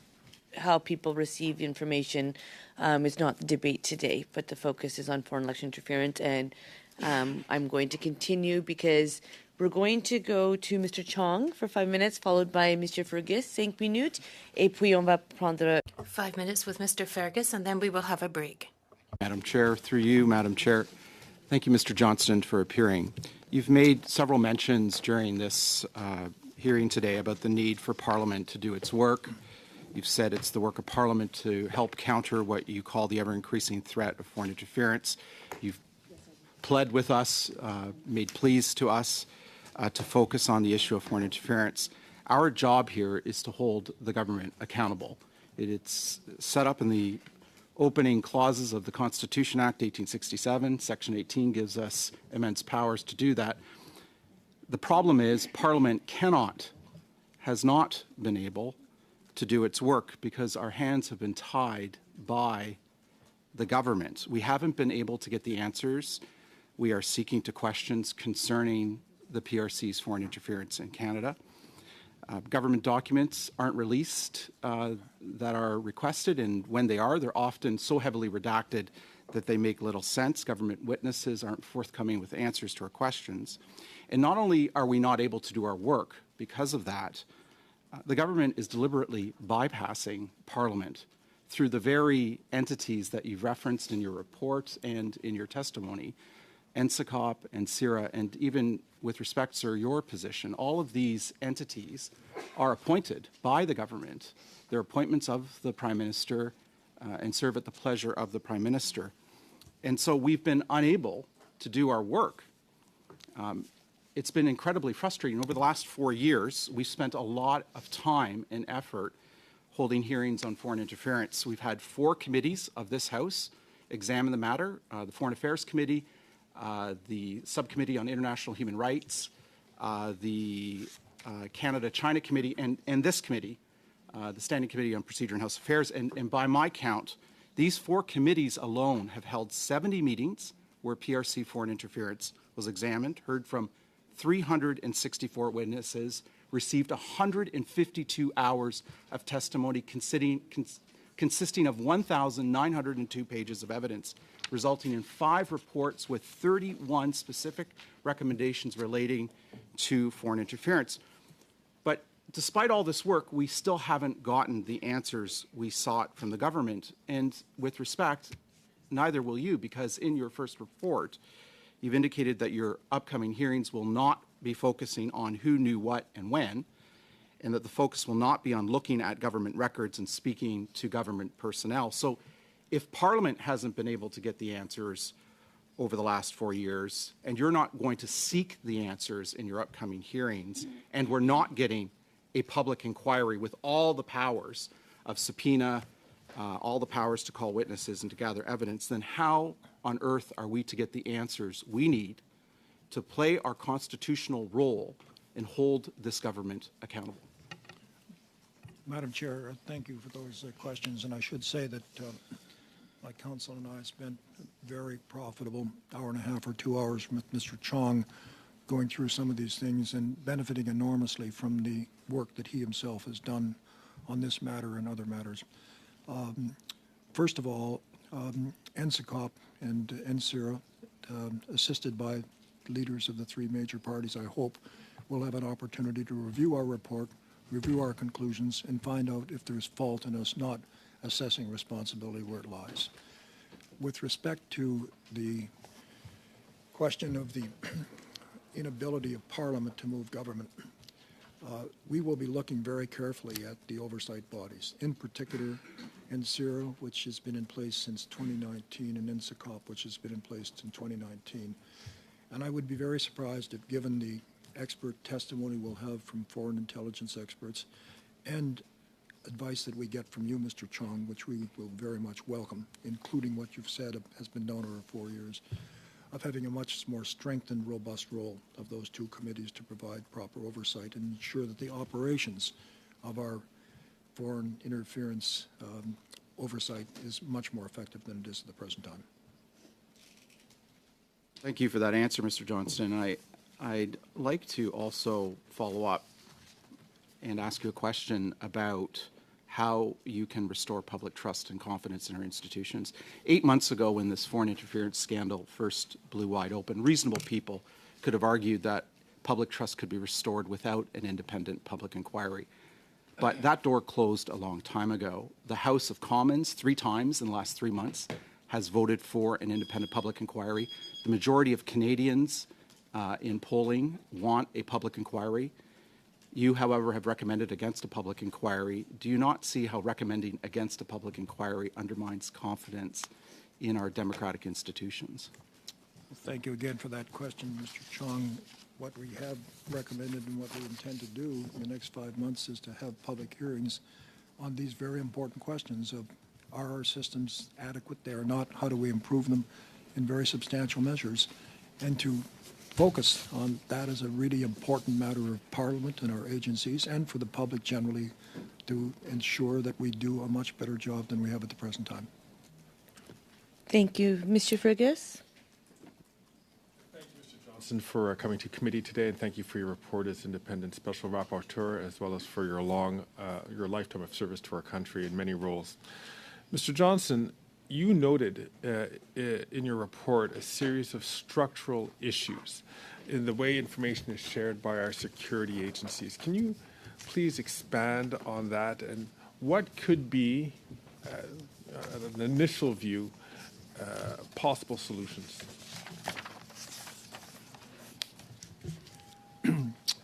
Madam Chair, through you, in the last pages of a report, we refer to issues for review in the public stage of the work. And in particular, we speak about amendments to the CSIS Act that might assist in fighting foreign interference, the role and structure of NSICOP and whether it be integrated, machinery of government issues, including processes for funneling intelligence to top officials, including greater accountability for ensuring that the right people see the right intelligence, including at the most senior service and political issues, tracking protocols so it is possible to reconstruct who sought what and when, clearer lines of responsibility for recommendations as to how to react to intelligence, a government-led process rather than an agency-led process for declassification of information to enhance transparency, and a case for a National Security Committee of Cabinet to put foreign interference in the context where it should be dealt with at the highest level and with a sense of urgency and importance. I get you on that, and I'm looking perhaps for perhaps a little preview as to, or a sense as to, a further sense as to where you think we should be going. Because as you just quoted in your report, you did talk about the problem of information sharing that seems to be happening. And we also had testimony before this committee from the National Security and Intelligence Advisor, Jody Thomas, who also identified there were gaps in the process. We understand that she has already implemented a process to address those gaps. Is that also your understanding, and how do you think that this would be helpful? That is my understanding, Madam Chair, that process has been initiated by the National Security Intelligence Advisor. It's a very welcome one, and I think there are very important reforms, initiatives, using the experience of other allies like the Five Eyes dealing with precisely these problems that we can take and put into effect. I think what we need is more encouragement with respect to our agencies to be proactive in suggesting those changes, and then ensuring that Parliament and committees like these understand that, say we can do better, and we are going to do everything in our possible to be sure that we do better quickly. On that parliamentary aspect of it, we have the National Security and Intelligence Committee of Parliamentarians. You wrote about them in your report. Do you feel that this is a good form that is for which documents can be reviewed by parliamentarians while ensuring that we maintain their classification system? And more importantly, is NSICOP, comparatively speaking to our Five Eye partners, does it have the right level of access? Yeah. Well, it's interesting. Another one of the issues that is in this list of things to be reviewed in the next 4 or 5 months is whether NSICOP is properly constituted as the committee of the executive rather than a committee of parliament. NSICOP has a very fundamental role, as does NSIRA. We've had now 6 years' experience with NSICOP. It's made some recommendations. I think there's much more that can be done with that to improve our system, and NSICOP and NSIRA and this oversight committee have very fundamental roles to play. Are there ways that you're able to share with us before this committee in terms of questions that we should be looking at in terms of making NSICOP and NSIRA more functional? I think in preparing for these public hearings, we'll try to list a series of questions and then invite experts from outside the government and some from within the government to provide their advice on just that. Great. Mr. Johnston, also very quickly, you made some recommendations in terms of changes that should be made to the Canadian Security and Intelligence Act. Can you, this is something that we've also heard from other witnesses, can you expand on what type of changes you would like to see? Madam Chair, the first observation to make is that act was passed in 2003, I believe, and has not been substantially amended since that time. It does call for a significant review. In fact, the director of CSIS has called for that with some recommendations on a number of occasions. So it's another area where I think attention is urgent and should be done. I'm going to just let you hold that thought because it was a nice pause in between, and I think that was a great exchange. And with that, bells are ringing, so we do have another vote. I'm going to ask committee members to take a 10-minute break. When we return, we will re-enter into 6-minute rounds. I believe we can get through 2 rounds and then we can vote. Do we have agreement to do what we did for the first vote again? So we can vote by the app. I'll pause to make sure all votes have been registered, and then we'll continue to maximize our time together. Agreed. Excellent. We'll see you back in 10 minutes. Thank you so much. Suspending.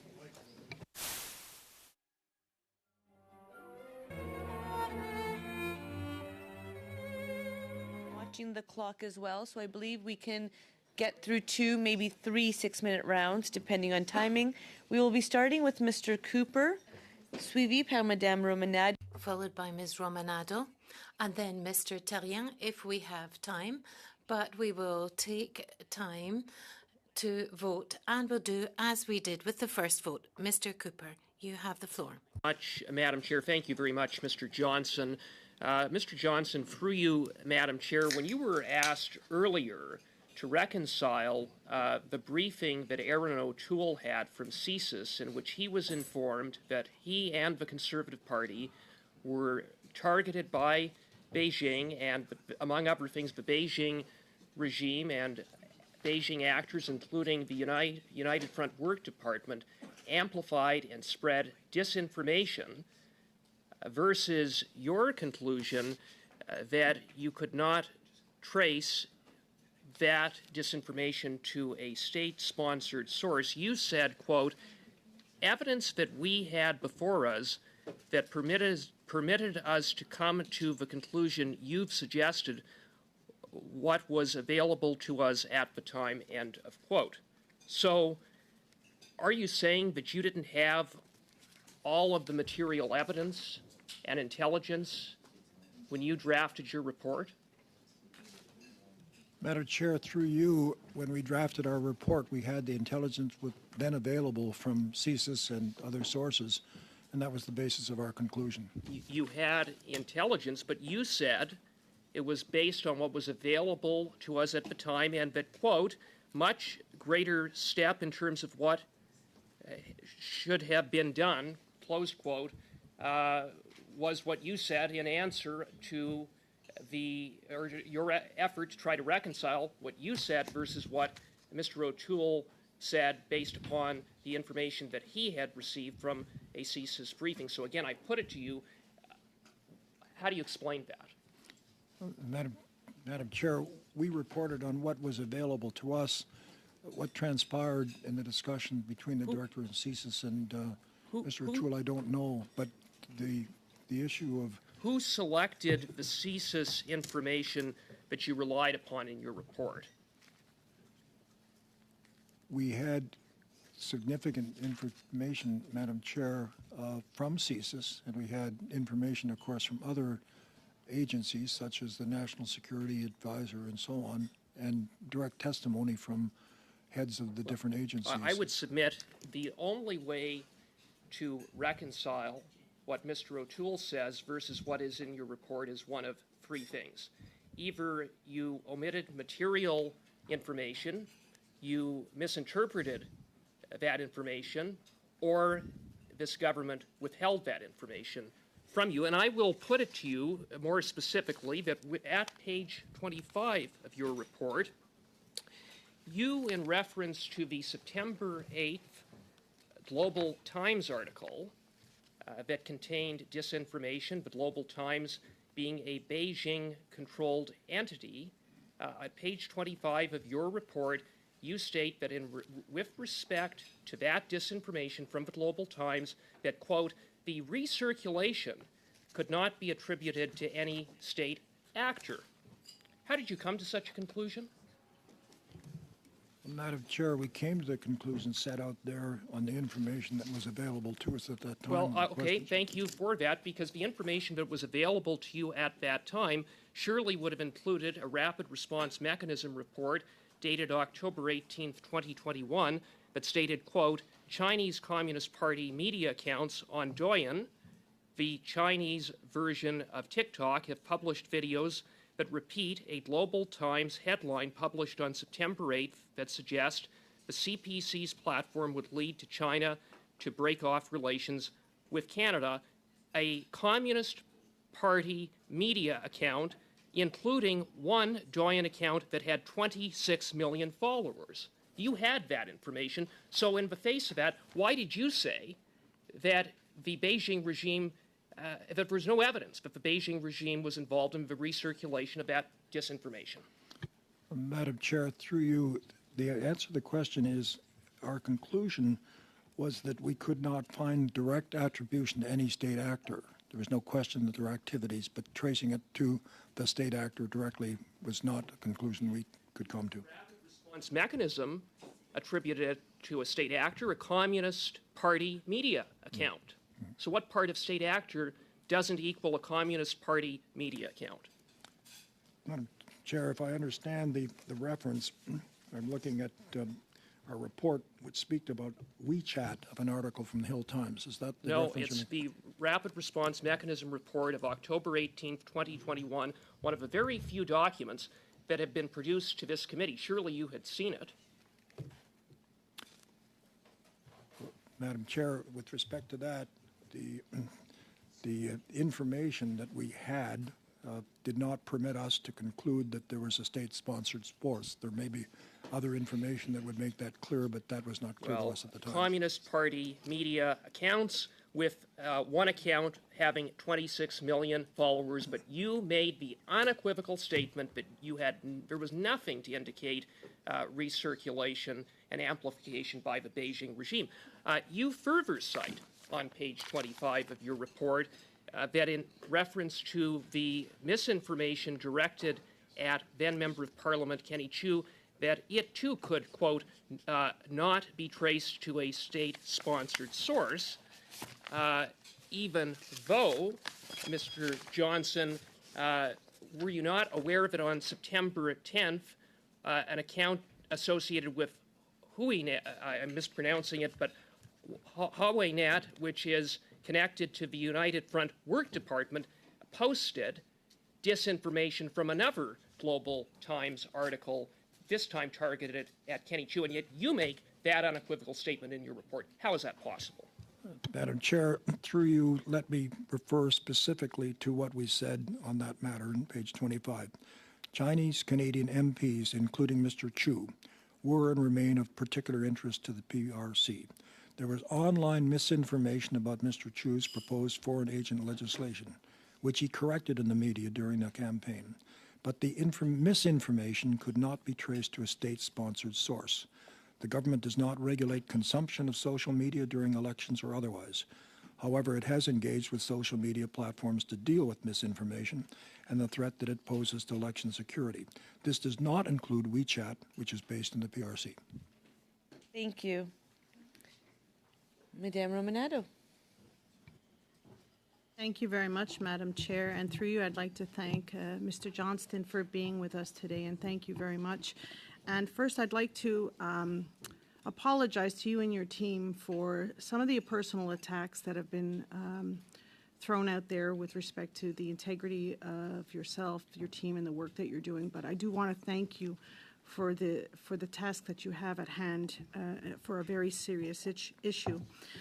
Mr. Johnston, I read the report multiple times, and I have to say the conclusion I come to is that it is very well done. It is very clear to me that you had access to the information that you required and able to determine some of the statements and debunk some of the misinformation that was out there. The fact that references to the information that led you to come to those conclusions are part of the confidential annex that is included in the report, obviously for those who have the top secret clearance to be able to see it. Two things. We're hearing that there may be additional information that you did not have access to. You testified earlier that the leader of the official opposition, Pierre Poilievre, was invited 4 times to provide additional information for your consideration in this issue, did not provide that, merely received copies of media reports. We understand that the Cummings report coming out of the last election was not provided to you. Is there anything else? Gathering intelligence is something that is ongoing. This is not something that you have one piece of the puzzle and it doesn't change. Do you have do you need more information in order to continue to conclude the work that you are doing? Madam Chair, two observations. One is, as we've been dealing with an ocean of information in 8 short weeks, it's like painting a picture where you have different brush strokes, and you need brush stroke after brush stroke until finally a picture emerges. And developing a synthesis from that is very, very key. Am I confident that we saw every bit of information that we would like to have had or perhaps should have had? Given the ocean of information, the answer is no, I'm not sure how we could absorb any more than we had in the space of 2 weeks, of 8 weeks. What more needs to be done to that? Well, I think it comes to the machinery system that we indicated is in need of major reform, and that is having a much better clarification of when something moves from intelligence, this emerging picture, to something that becomes a threat and is passed on. We simply don't deal with information as well as we possibly should. So actually on that note, it was something we heard in earlier testimony, Mr. Johnston, that intelligence agencies really don't understand politics and political parties and politicians don't really understand intelligence gathering and so on. And so that is something that needs to be improved in terms of making sure there is a two-way dialogue between these two stakeholders in terms of foreign interference. One other thing I would question, given that PROC is looking at this issue, we have NCCOP, we have NCIRA, yourself are looking at this, other, I believe, committees are. Would you recommend that perhaps members of this committee receive the necessary top secret clearance to be able to see the same information that you have in terms of the annex that clearly demonstrates how you came to the conclusions that you have? Would you recommend that, or would that be a duplication of efforts with respect to NCCOP? Madam Chair, with respect to the second of those two questions, I think that is something that should be looked at very carefully, particularly if it permits parliamentarians to perform their proper functions. Other jurisdictions have had experience with that. They have review committees like NCCOP, but expand the cone of silence, so to speak, and the opportunity to get at this to make intelligence decisions in Parliament makes sense.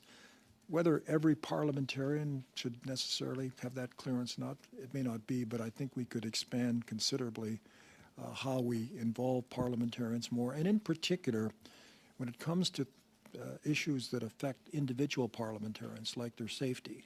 It's very clear to me that we have a much better job to do into getting past, this must be kept secret, we can't tell you about it because it will destroy our forces. I think we have to find ways of bringing those folks into the confidence. On the first question, you're quite right. We have a culture with intelligence agencies to keep things secret, and for very good reasons. They have sources whose lives are at stake. They have confidence that they have to share with other intelligence agencies. But I think other jurisdictions have made some strong efforts and successful efforts to deal better with that declassification, classification nexus. And I think that's a job we have to do here. Thank you very much. And two last points. So with respect to our intelligence assets, I'm sure you're aware, Mr. Johnston, that my two sons are in the military, one of which is an intelligence officer.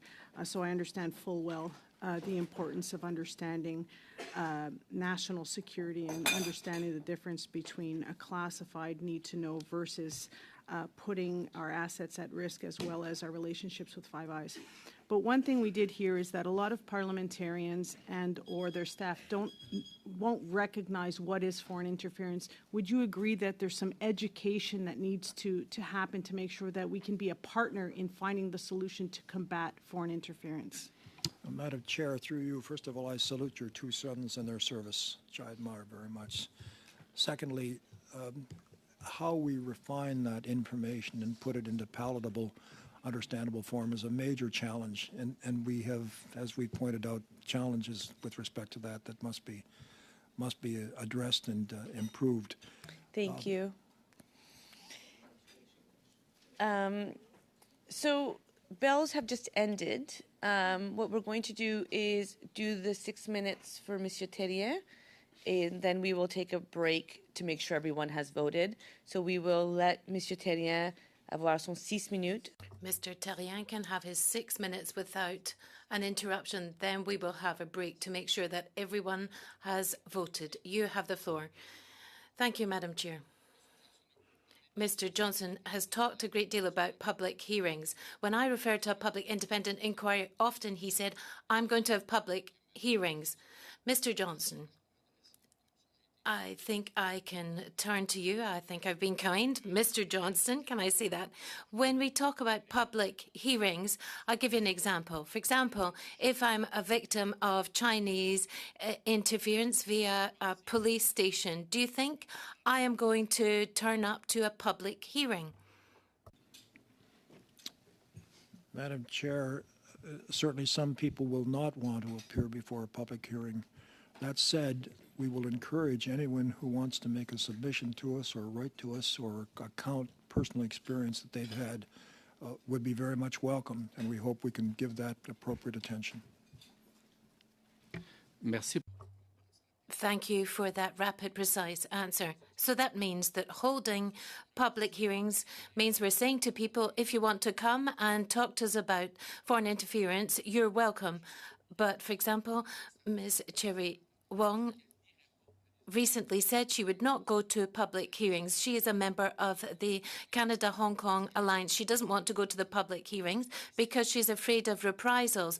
That is the difference, Madam Chair, between a public hearing and an inquiry. A commission of inquiry will ensure that there are in-camera meetings and they can summons people and ask for these documents to be produced. In that way, these people in full security can go and have discussions and be examined and cross-examined, and this information can then be collected, and we will have a better idea of the way in which Chinese foreign interference is taking place in Canada. Mr. Johnston, do you not think that is a seducing idea, a seductive idea?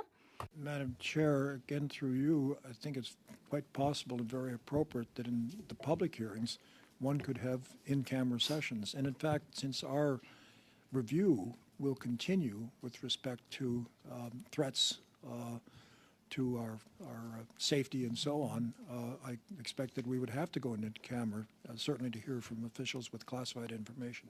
But with regard to any member of the public who does not want to be seen publicly but wants to tell a story that's important to a proper review, I think it would be very appropriate to arrange for those meetings to occur in camera with all the appropriate protection. Donc, so you are in favour of the idea of inviting people without putting legitimate pressure so that we get the desired information and be more effectively equipped against foreign interference. That is what I've taken from your statement. Oui, c'est correct. Yes, that is correct. So is that how we're going to shed light on foreign interference, by saying we'll invite people? And it's confirmed there's certain victims from the diaspora who are saying we will not go to these hearings. They've already announced that they will not go to public hearings. So there's going to be a lack of information and you will not be able to totally shed light on this. Will that mean you cannot fully fulfill your mandate? Madam Chair, certainly I don't think one should try to force people to come either in the open or in a in-camera session to disclose if they don't wish to. They're Canadian citizens. They have a right not to do so, so that that would be fully respected.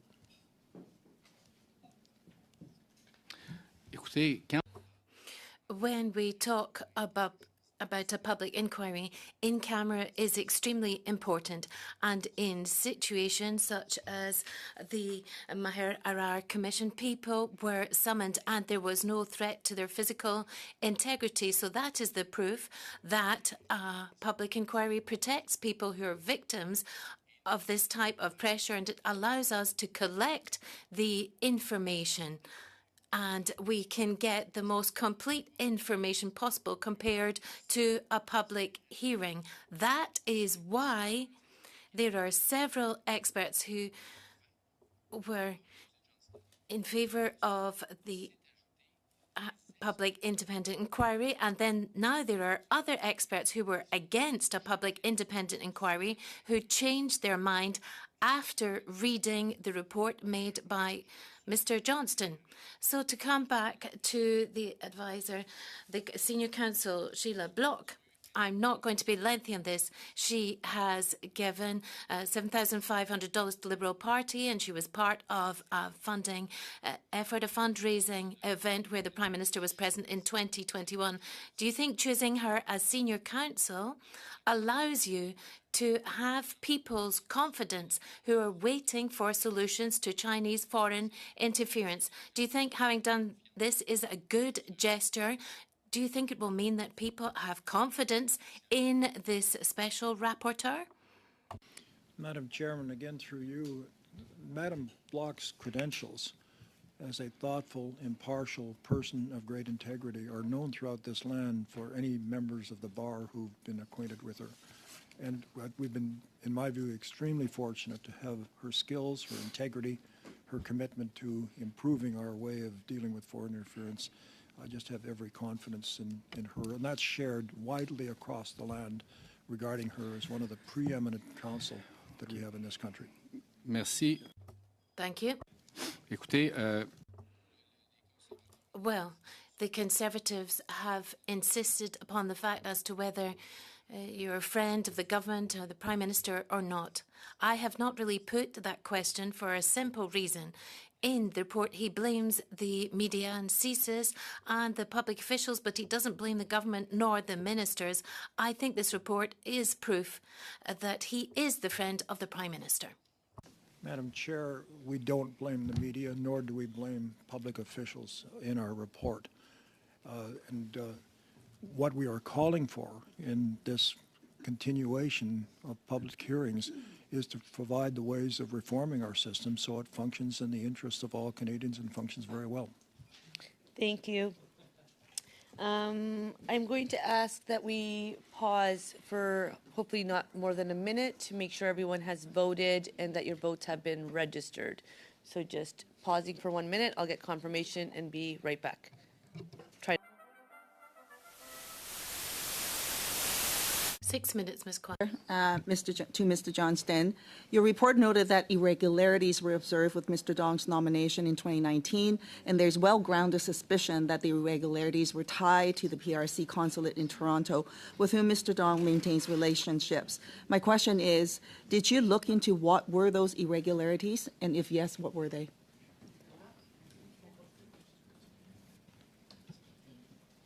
Thank you, Madam Chair, through you. Let me, again, because I'm trying to keep the two parts of my brain functioning in the open part and the classified part. Page 26, we speak about that issue. Han Dong advised the PRC consulate to extend the detention of the two Michaels, Global News. There's been considerable media attention about an alleged transcript of this conversation. I reviewed the same intelligence report that was provided to the Prime Minister relating to this allegation, which I'm advised is the only intelligence that speaks to the issue. I can report the following. The allegation is false.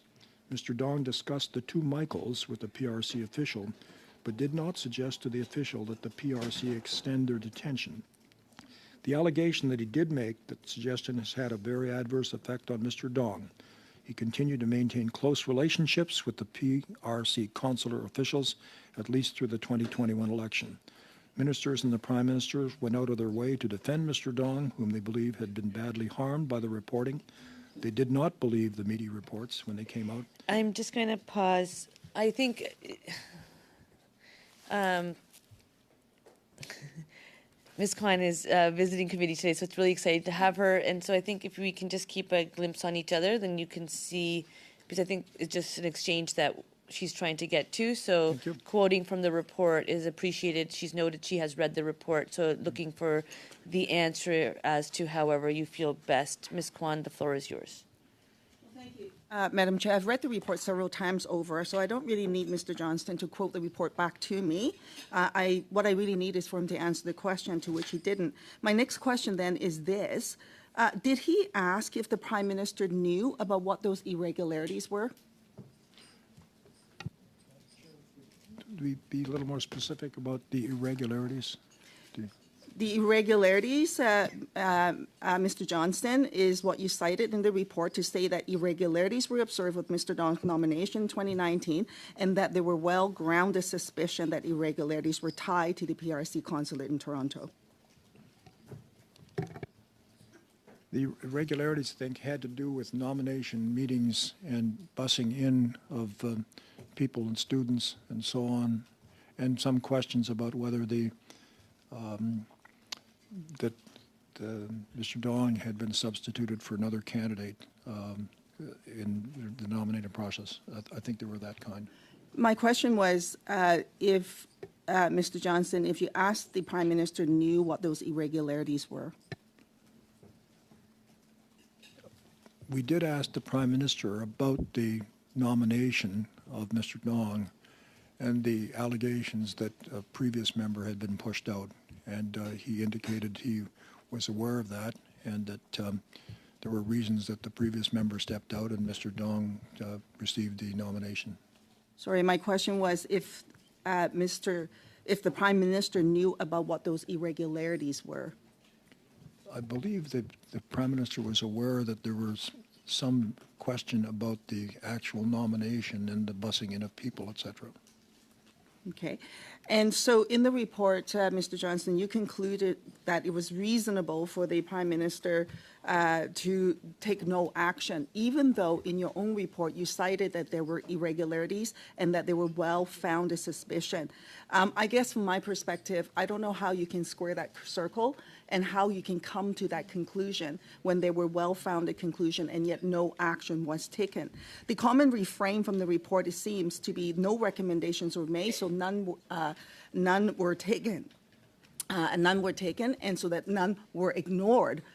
Somehow, the notion to say that I see no evil, I know no evil, so therefore there is no evil.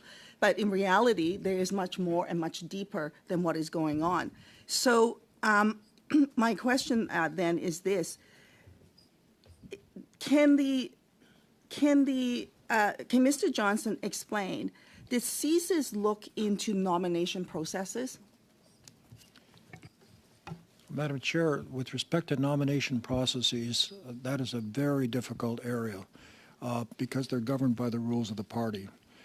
And I think it's been a very difficult area to regulate, to oversight, and I think one looks to the parties to develop appropriate rules.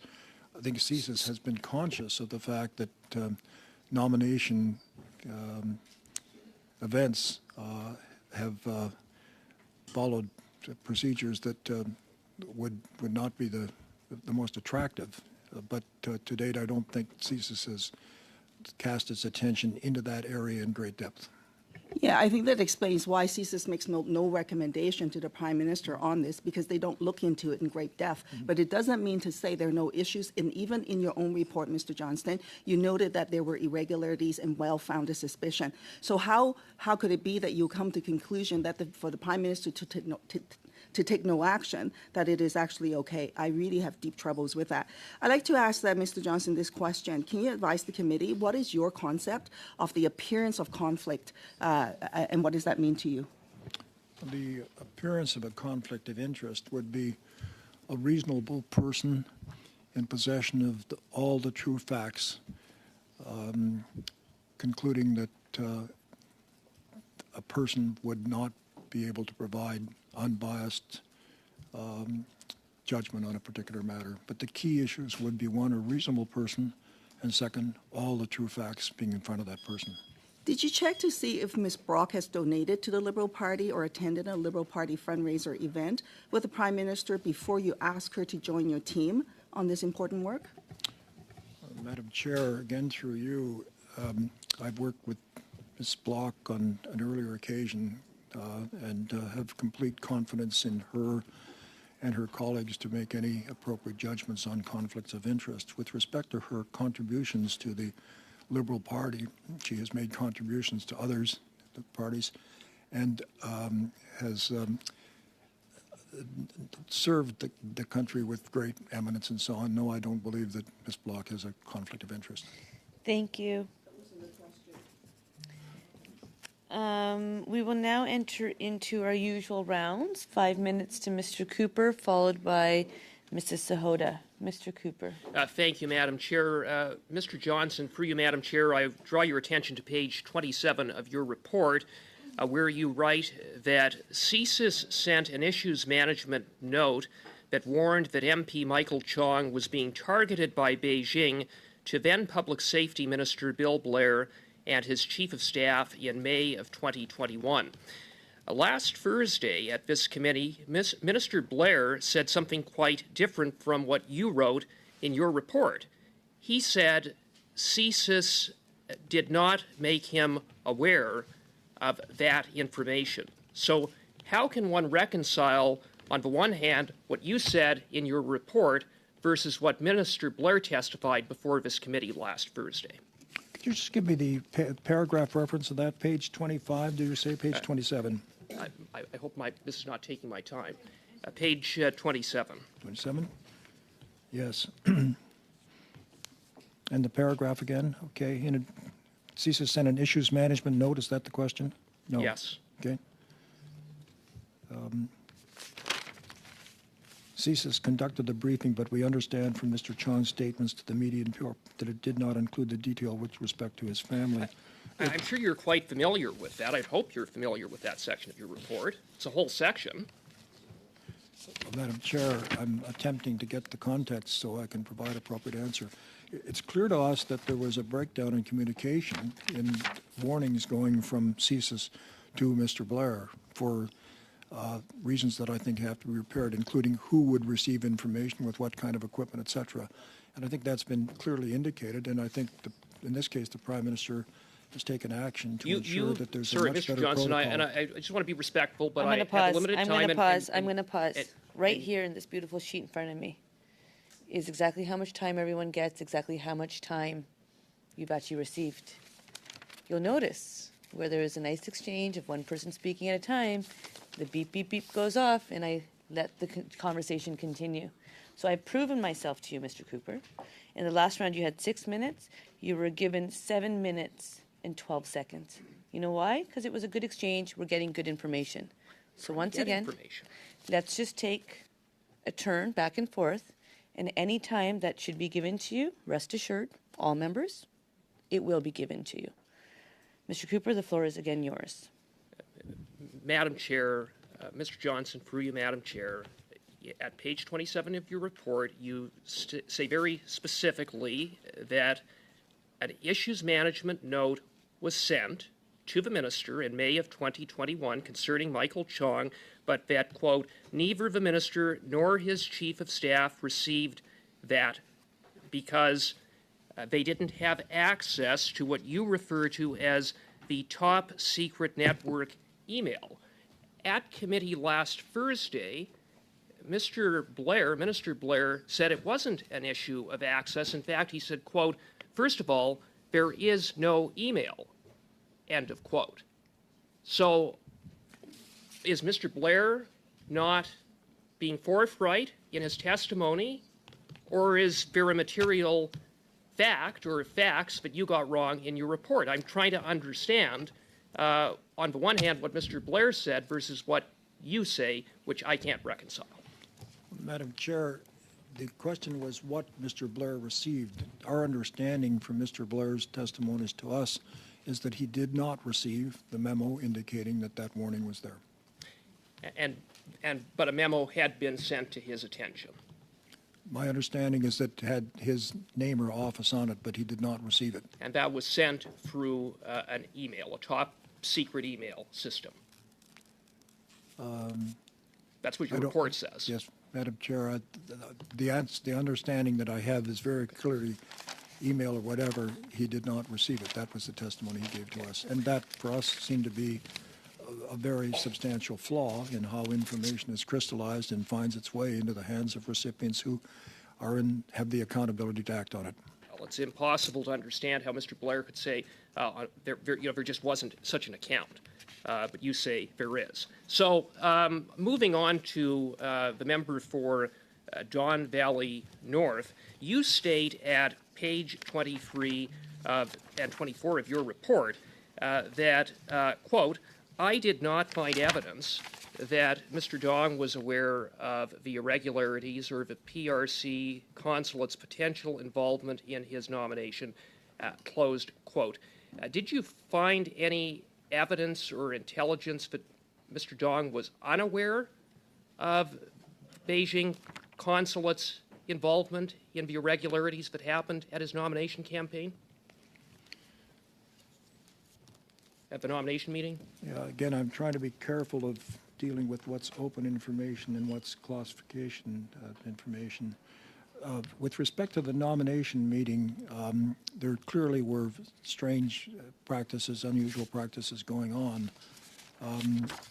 We did not conclude from that that was directly laid to the hands of the People's Republic. There clearly was discussion between Mr. Dong and the consulate in Toronto, but that's the extent of my understanding. A specific question, and that was whether you had any information that he was unaware. And I want to ask you very simply, why did you not bother to interview Mr. Dong? We, I think, interviewed the people who had information about these particular matters. Mr. Dong, at that time, I think, was proceeding with his own lawsuit, and that we felt that this was something that he should get on with. Thank you. Mrs. Sahota. Thank you, Madam Chair. Through you to the witness, when answering a question that was previously asked at the end, Mr. Johnston, you had stated that you had worked with Ms. Bloc previously. Can you elaborate what that previous work was? Yes, in I think about 2007, 2008, the Prime Minister, Mr. Harper, invited me to review allegations of involvement of Mr. Schreiber, Mr. Karl-Heinz Schreiber, with the then Prime Minister Mulroney, who had then stepped down from office, and to strike the terms of reference for an inquiry into that particular matter. And Ms. Bloch I reached out to assist as senior counsel. She and a team from the Tory law firm did so, and were eminently helpful and capable in that. Okay.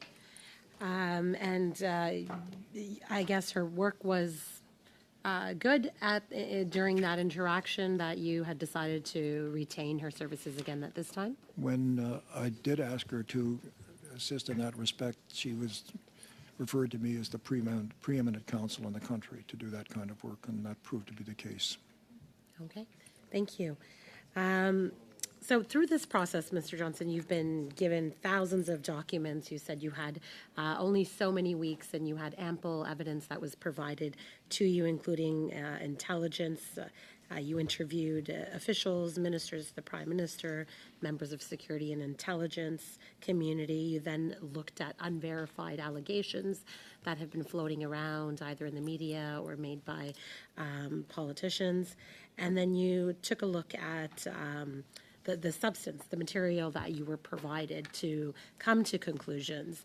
I wanted to walk you through some of the conclusions and ask for, a little bit of elaboration on explanation as to why you came to those conclusions. So on the allegation that the PRC gave $250,000 to 11 political candidates for the 2019 election, that was the allegation in the Global News of report of November 7th, 2022, you stated in your report that, and I quote, no recommendations were made to any minister or the Prime Minister about this allegation, and therefore no recommendations were ignored.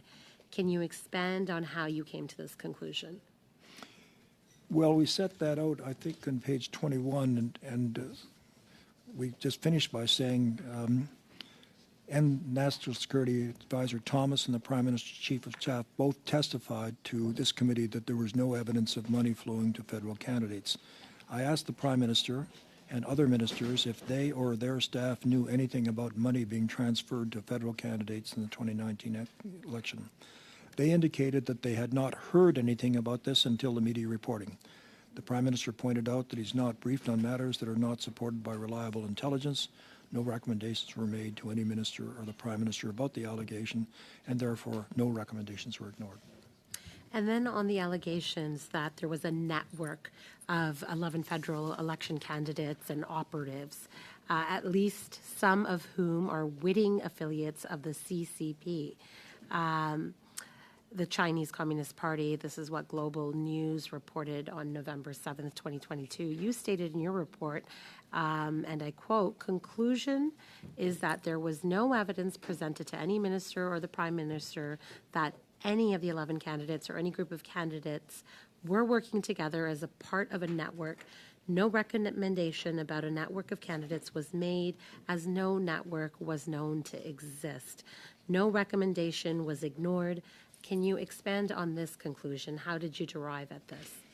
Well, it was based on both open and classified information, first of all. And what we say a little bit earlier on page 22 is the PRC has leveraged proxy agents and has tried to influence numerous Liberal and Conservative candidates in subtle ways. There's no basis to conclude that the 11 candidates were or are working in consort, that is, as a network, or understood the proxy's intentions. Some of the candidates are well integrated with Chinese Canadian community organizations. There's nothing inherently suspicious about this, as it is common for political candidates to rely on community support. In a nutshell, I guess, based on what we received, we could not see the evidence of an integrated, tight network working as alleged to have occurred. Thank you.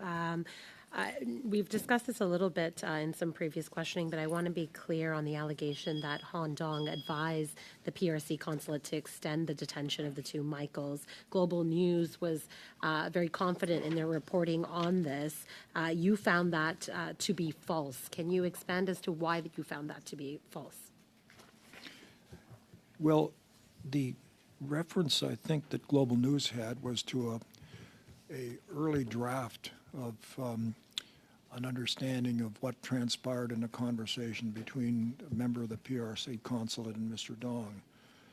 That was subsequently superseded by another interview that indicated the suggestion in the first one that he had suggested the two Michaels be taken further was simply a wrong interpretation, just a misinterpretation. Thank you. Okay. I know. I was just saying that we should make sure mics are off, so that the floor doesn't go back to colleagues.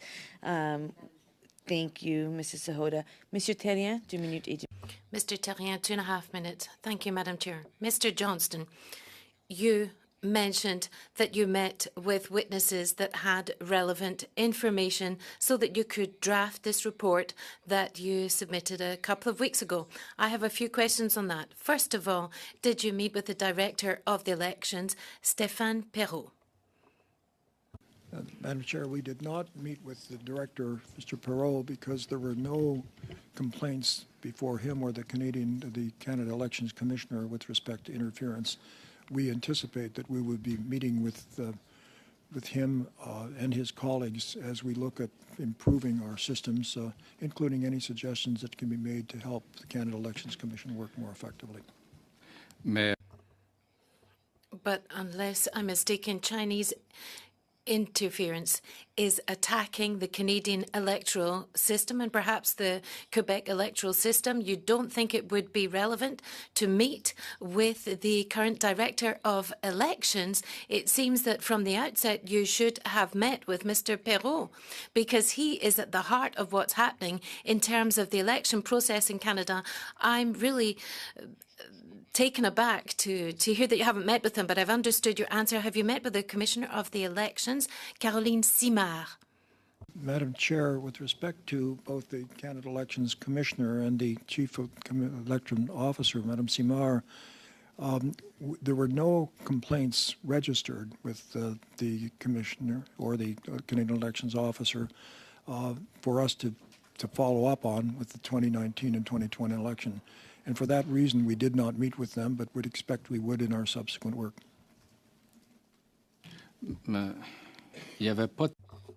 So there was no complaint, but there's 11 candidates, and you've said in your report that they were victims of a certain form of interference in the election. These were candidates for the election, but you're saying, as there's no complaint, I'm not going to meet with the Commissioner of the Elections, the Director of Elections, and the Chief Election Officer. Is that correct?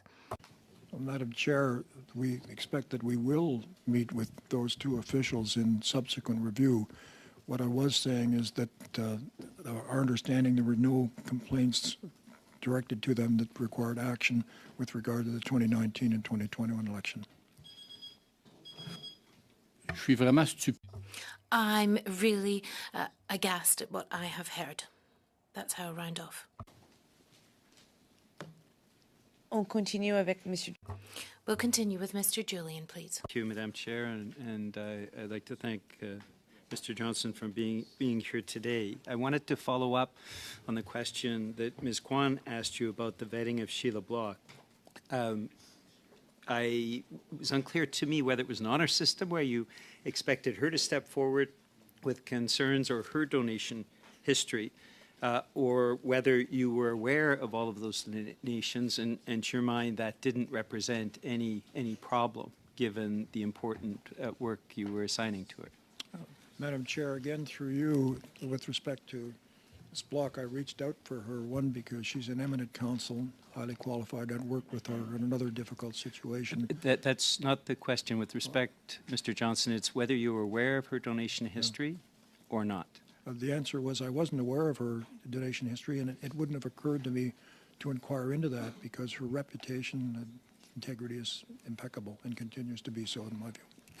Mr. Johnston, we've heard a lot today. Conservatives have been citing and quoting Liberals praising your decades of public service. Liberals have been quoting Conservatives praising your public service. There's no doubt that you have a long history of public service, and we've spoken to this in the House as well.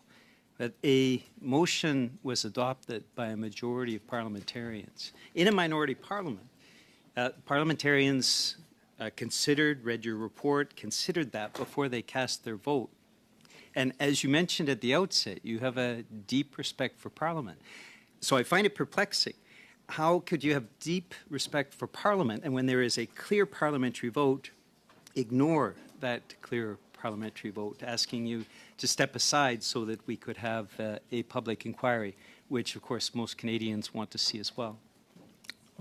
Madam Chair, again through you, I do have deep respect for Parliament, and I hope I've given good evidence of that through my life and through my time as Governor General. The reason that I'm continuing in this position with respect to the motion of Parliament is that I believe the vote was based on allegations that were false, and that it would be wrong for me simply to step aside and say, well, let those allegations stand. You know, that's fact, that's the truth. So be it. That would not be the right thing to do. Mr. Johnston, with respect, you can't determine how parliamentarians vote or why they vote that way. But as you mentioned, you have a deep respect for Parliament.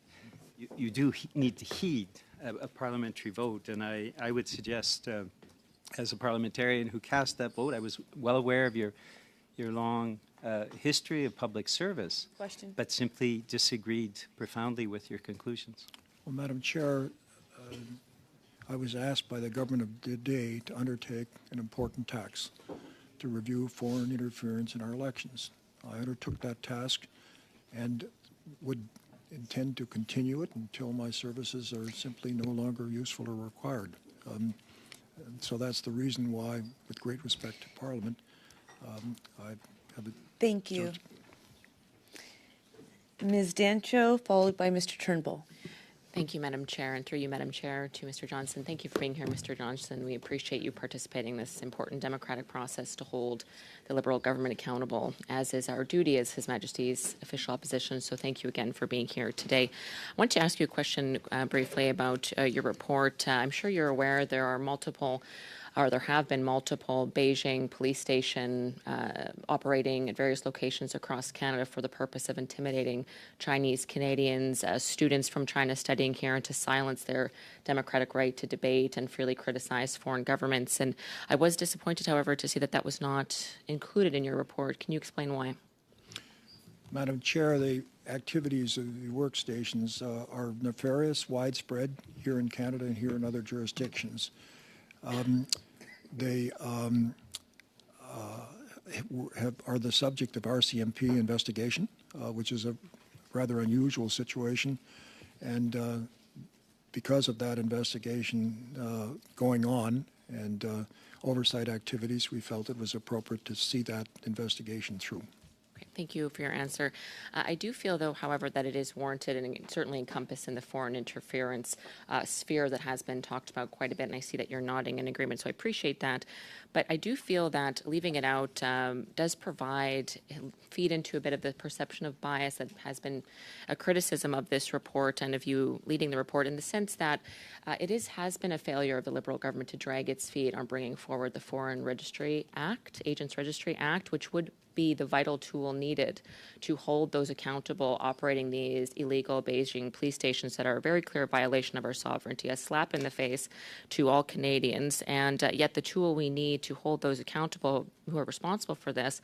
Again, the Liberal government has dragged its feet for a number of years. I do feel, sir, that that would have been a well-placed criticism within this report, but there were very few, if any, criticisms of the current Liberal government in the report, and I found that concerning as well that you had left out the Trudeau Foundation, given the leaked report from CSIS that $140,000 had been given through various channels from the Communist Party of China to the Trudeau Foundation, which CSIS said in the leak through a wiretap was found to have been donated for the express purpose of influencing Justin Trudeau, who would ultimately become the Prime Minister. So again, not including that as well leads to perception of bias, sir, whether warranted or not. That certainly, I think, is a valid perception that many people beyond the Conservative Party have pointed out.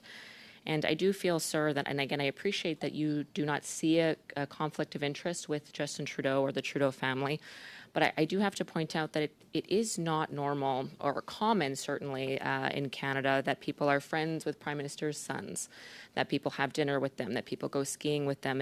I am a McGill graduate, sir, and I appreciate that you were also at McGill, but you mentioned several times that you ran into Justin Trudeau at McGill, that you saw him there. I can tell you when I was at McGill, I didn't know who the president was, let alone run into him or her on multiple occasions. So I do feel that perhaps there is, because of your long career and your service to Canada, but you have very clear connections to a very elite group of what some call Liberal insiders that perhaps you don't recognize. And that has provided a very clear perception of bias with your appointment, sir. Whether rightfully or wrongfully, I do feel that that perception, that those who hold them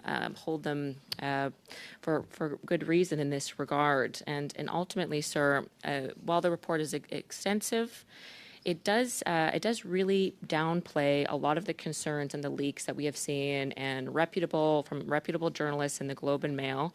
It denies certain ones, it calls certain other ones false, that the conclusions were false. You are quite critical, though I do appreciate that you don't see it this way, but this report, sir, is quite critical of media and their discussion of these leaks in the news to tell the public. It is also quite critical of the Conservative Party and the way that we've held the government accountable upon learning on these leaks.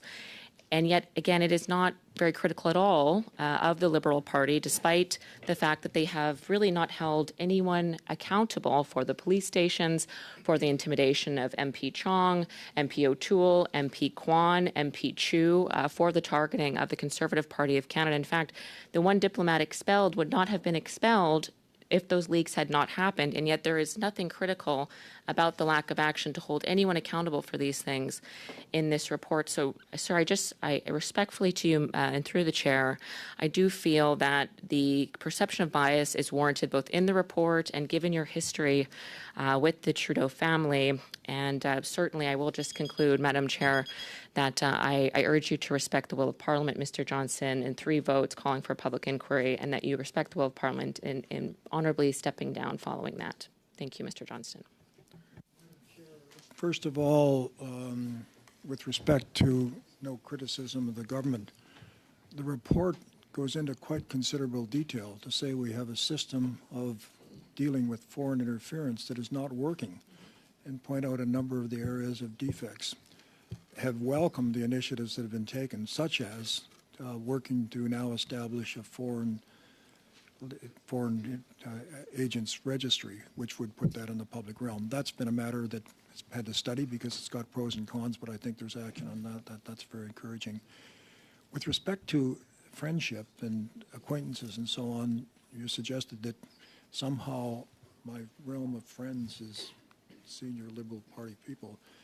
I've been fortunate in my life to be the president of two important universities in this country, involved in somewhere between 2 and 3 dozen inquiries, advisory boards, and so on. In the course of that kind of work, one is given the opportunity to meet with senior officials, be they Conservative or any other party, and that for me is simply part of my life. So as to suggest that I'm part of a Liberal clique is just wrong. Thank you. Mr. Turnbull. Thanks, Madam Chair. Mr. Johnston, I was comforted in a sense by the fact that you invited scrutiny into your own findings of your report by giving the opportunity for all parties represented on NSI COP and the security and intelligence experts through NSIRA to review your findings. You've also said today multiple times, and I know it's in your report as well, that opposition leaders were invited and you encouraged them to review the facts in the annex of your report. I take it from Ms. Dancho's comments that she thinks by you calling something false that that's a criticism. I think that's just a commitment to the truth. So how confident are you? It seems you must be quite confident in your findings and conclusions that you've drawn from the facts and within the context that other parties and individuals that you've invited to scrutinize your findings, that they would land on the same conclusions. How confident are you? Well, what I would say, Madam Chair, through you, is that we done the best we possibly could in the 2 months we had to follow the facts as far as we can and apply the law. And we welcome the scrutiny, the overview of the two committees you refer to, joined by the leaders of the major opposition parties. And I think that's appropriate how these things should work, that our work should be held accountable as it is being here, but will be held accountable by committees that have expertise in this, that are working at it very long. With respect to the media, we do said in our report, we're not casting any aspersions at media. Freedom of press is very important in this country, and we would be in chaos if we didn't have it, especially with respect to the rule of law. Thank you for that. And I know that you must have had security clearance at the highest level in order to be able to review the intelligence documents within the context that you formulated your conclusions in your report. Were you impeded in any way in speaking publicly about your opinions about the government taking action or not taking action as a result of having that security clearance? And the answer to that question, Madam Chair, is no. We were not impeded. In fact, we worked very carefully to try to write a report that would put as much light as we could on this matter, but still respect classified information. And so there was no impediment to that, and we were very pleased to be able to push those boundaries a little bit more than they ordinarily would be in a public report. Thank you. You know, one of the things that I've spent considerable time doing is reviewing all the things that our government has done on foreign interference since 2015. And I've heard time and time again people make claims that are false, that the government hasn't done anything. I note in your report you spent a considerable number of pages, I think it's roughly page 30 to 49, so almost 20 pages of the report, and you've concluded that while more can, and I'm quoting you, while more can and must be done to strengthen our ability to detect and deter foreign interference, the extent of the government's policy, initiatives, and regular communications on the topic contradicts suggestions that the government intended to hide the existence of foreign interference, that it has negligently failed to act on it, or that it tolerated foreign interference. So can you just confirm again, it's not true that our government did nothing on foreign interference?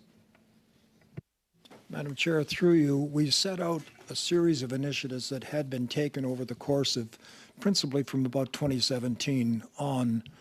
Russian influence was the main concern then. Chinese influence became that. There clearly was important activity. The concern is that that activity was not fast enough to catch up with the growing foreign interference, which continues. And what we have done in setting this out is also attempting to create a menu of other initiatives that should take place some of which we expect to review in our public hearings, to continue this job of being much more aggressive in recognizing the nature of the threat and then taking the prompt steps to counter it and deter it and deal with it in adequate fashion. And if I may just follow up on that, I note that at some point, and I don't remember exactly where it was, but you had admitted that your assumption leading into your work as Special Rapporteur was that you would likely land on a public inquiry, and yet you didn't. You landed on public hearings. Can you explain why? The public inquiry, Madam Chair, through you, would duplicate the work that we attempted to do in our work, especially dealing with classified information. And any public inquiry is going to run into that same problem. How do you deal with classified information in an open fashion and report upon it? Our view is that you could do that particularly in the area of reforming our systems, looking at them carefully, thoughtfully, drawing the best expertise we can, reinforcing the oversight committees, and building on a better system of managing foreign interference and taking lessons from other jurisdictions, especially the Five Eyes, who've had considerable experience in dealing with exactly these challenges. Thank you. This is bringing us almost to our end. So what we are going to do is 5 minutes to Mr. Brock, followed by 5 minutes to Ms. O'Connell, 2 minutes et demie à Monsieur T. 2 minutes and a half for Mr. Terrien, and 2 minutes for Mr. Julian, and then it will be 1 p.m. Mr. Brock. Thank you, Madam Chair, and I'll be splitting my time, some of my time with my colleague, Mr. Chong.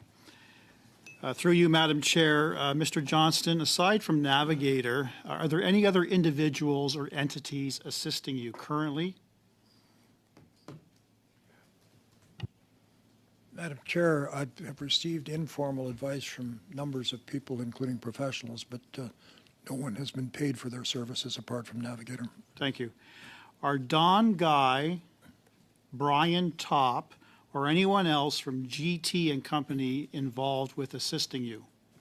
Yes, those two individuals have provided advice to me, which was quite welcome. Okay. Both individuals, Mr. Guy and Mr. Top? Yes. And when did that start? Well, Madam Chair, I think that started about 10 days ago, as I recall. Thank you. Are you still receiving advice?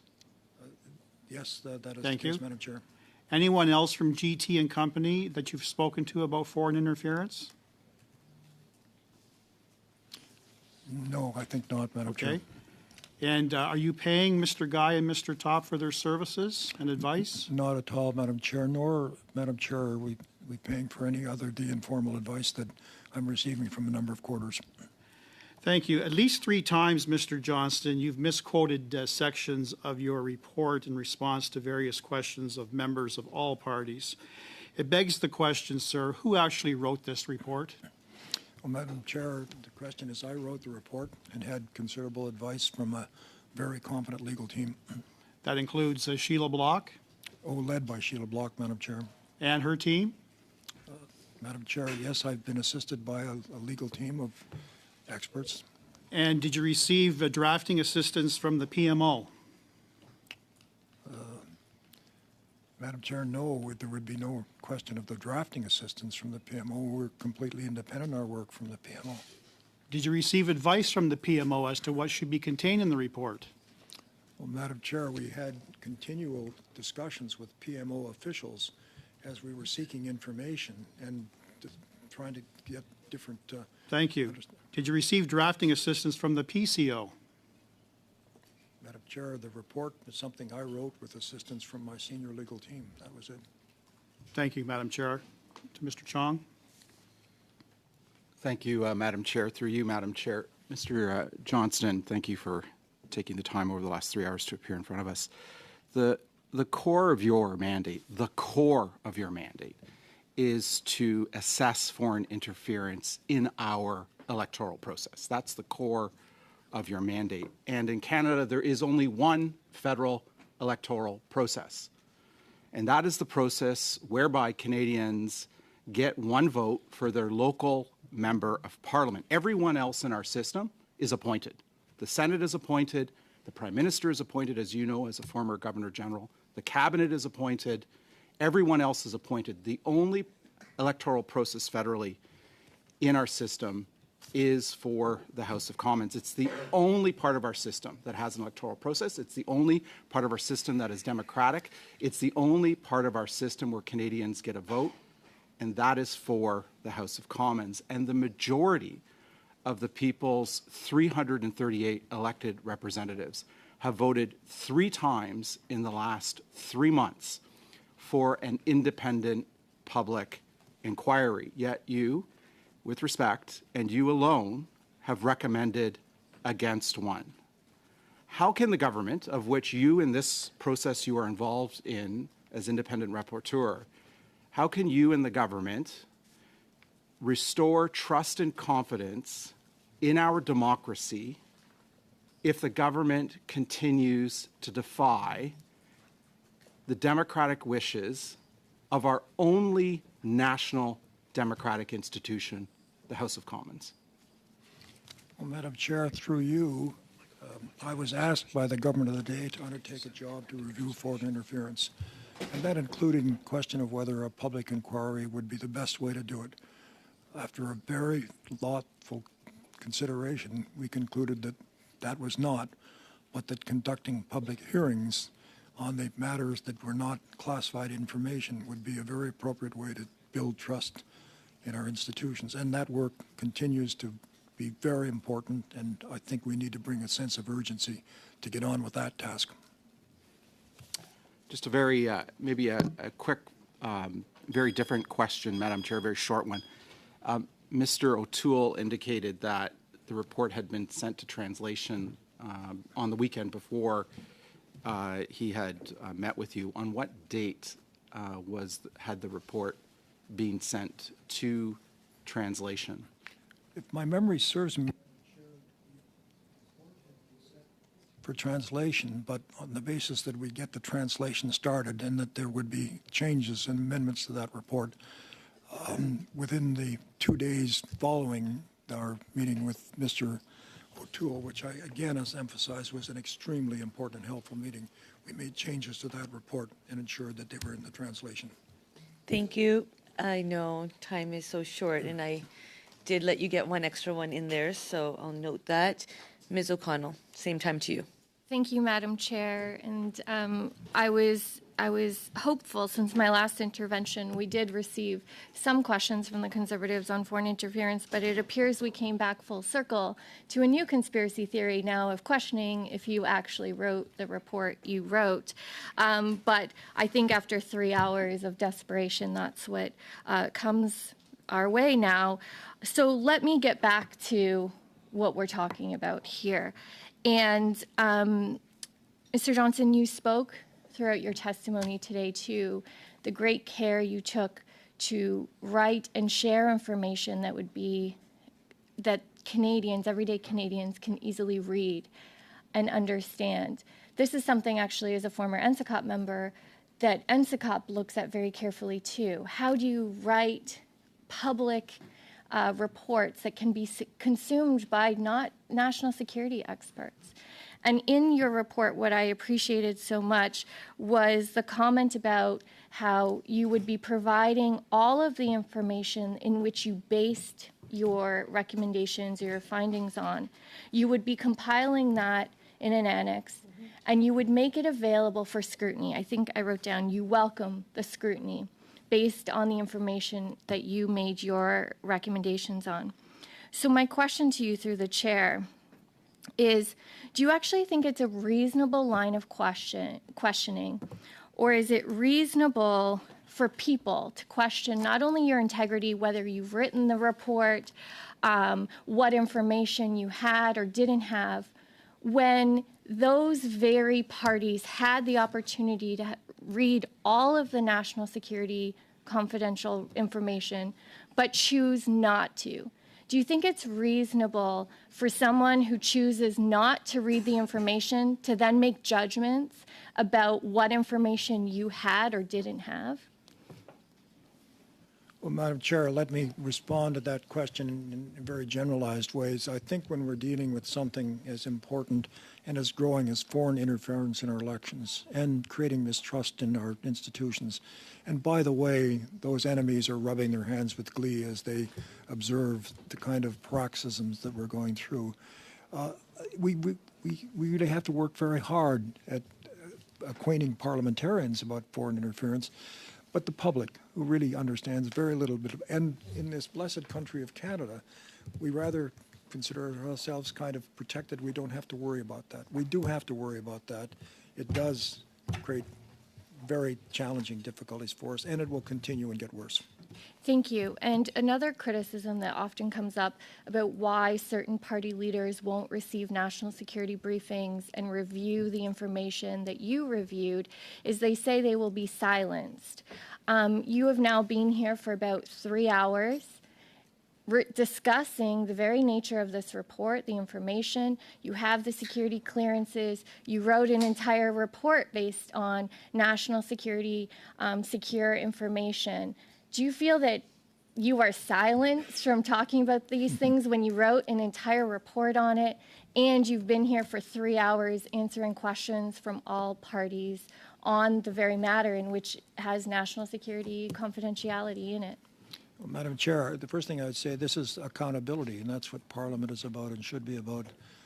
Secondly, I would say that it's very possible for parliamentarians to take top security clearance, as some of you have, without in any way restricting their responsibility to speak publicly and openly about what they know in their head. What they have to guard against is disclosing classified information.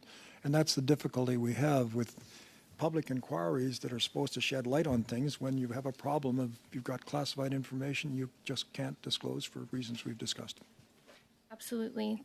Thank you for sharing that, because I've raised it in the House as well. I'm a former member of NSICOP, and being able to distinguish, and you said earlier in your testimony, it reminded me of the red folder, green folder. Sometimes it's hard to remember what is confidential and what isn't.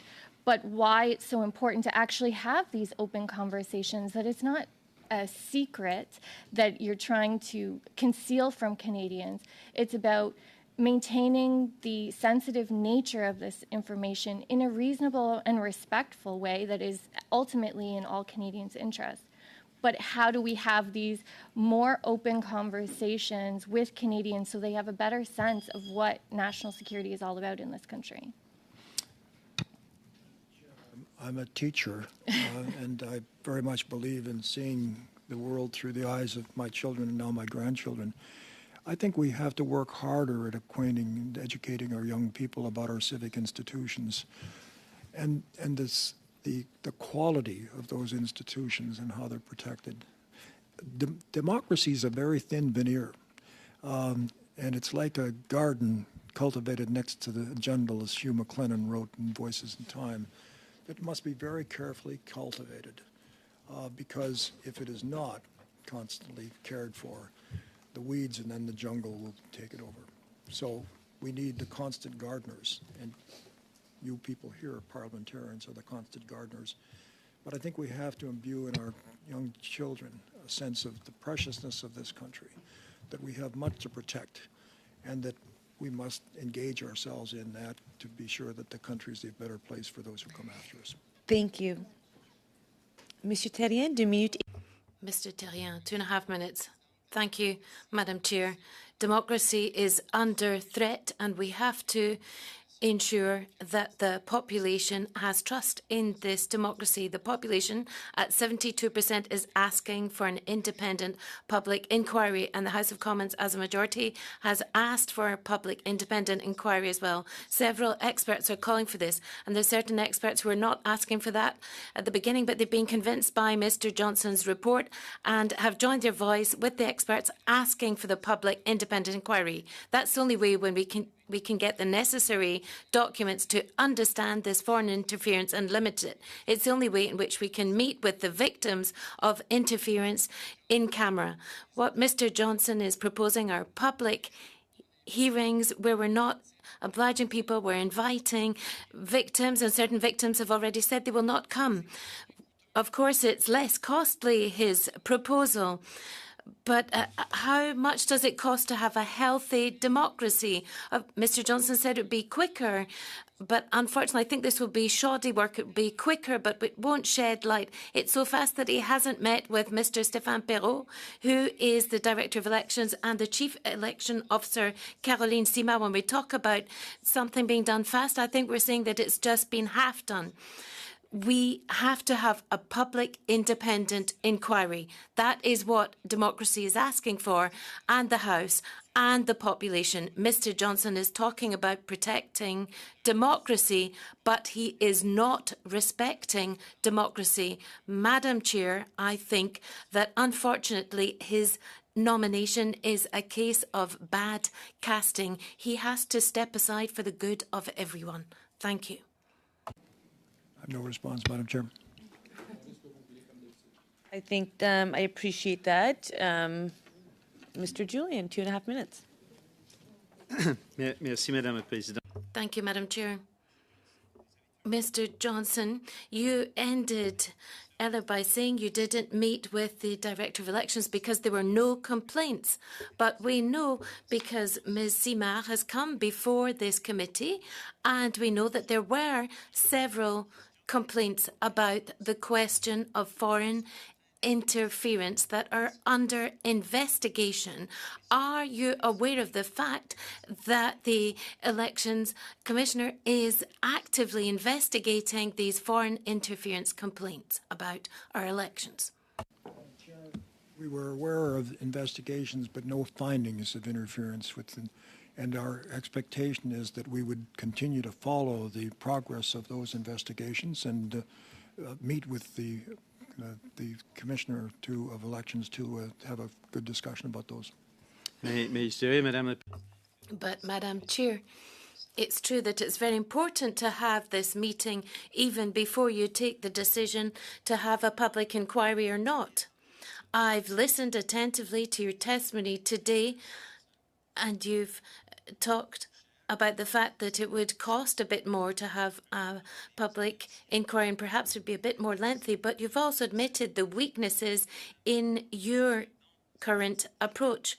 You have clearly said at the beginning of your testimony that it is important for foreign interference to be recognised as a real threat to our democracy. So are you not worried that your testimony today and the fact that these contradictions are obvious to the Canadian population, are you not afraid that that would diminish the credibility of your approach?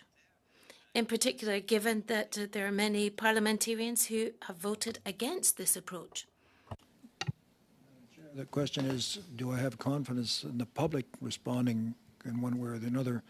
That is for the public to decide.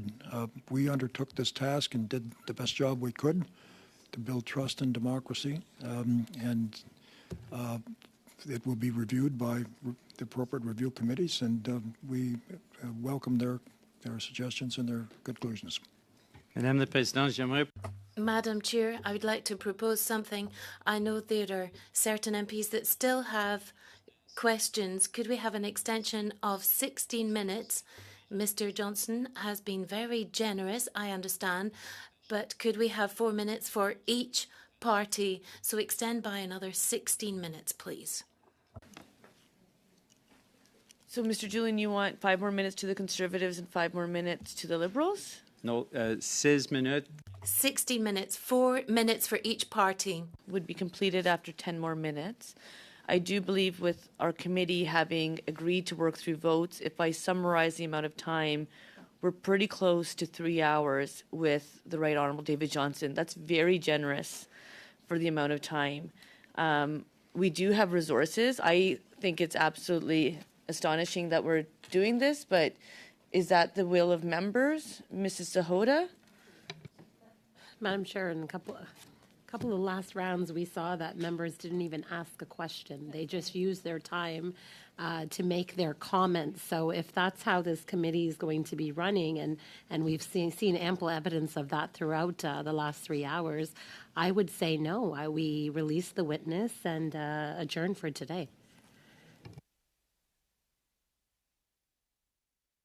Do you want to call?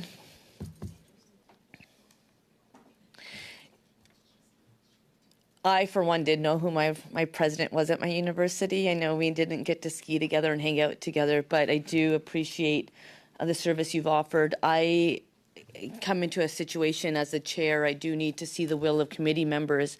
I do want to say that I find this very awkward because I did work with everyone to make sure we could find agreement to find a way forward.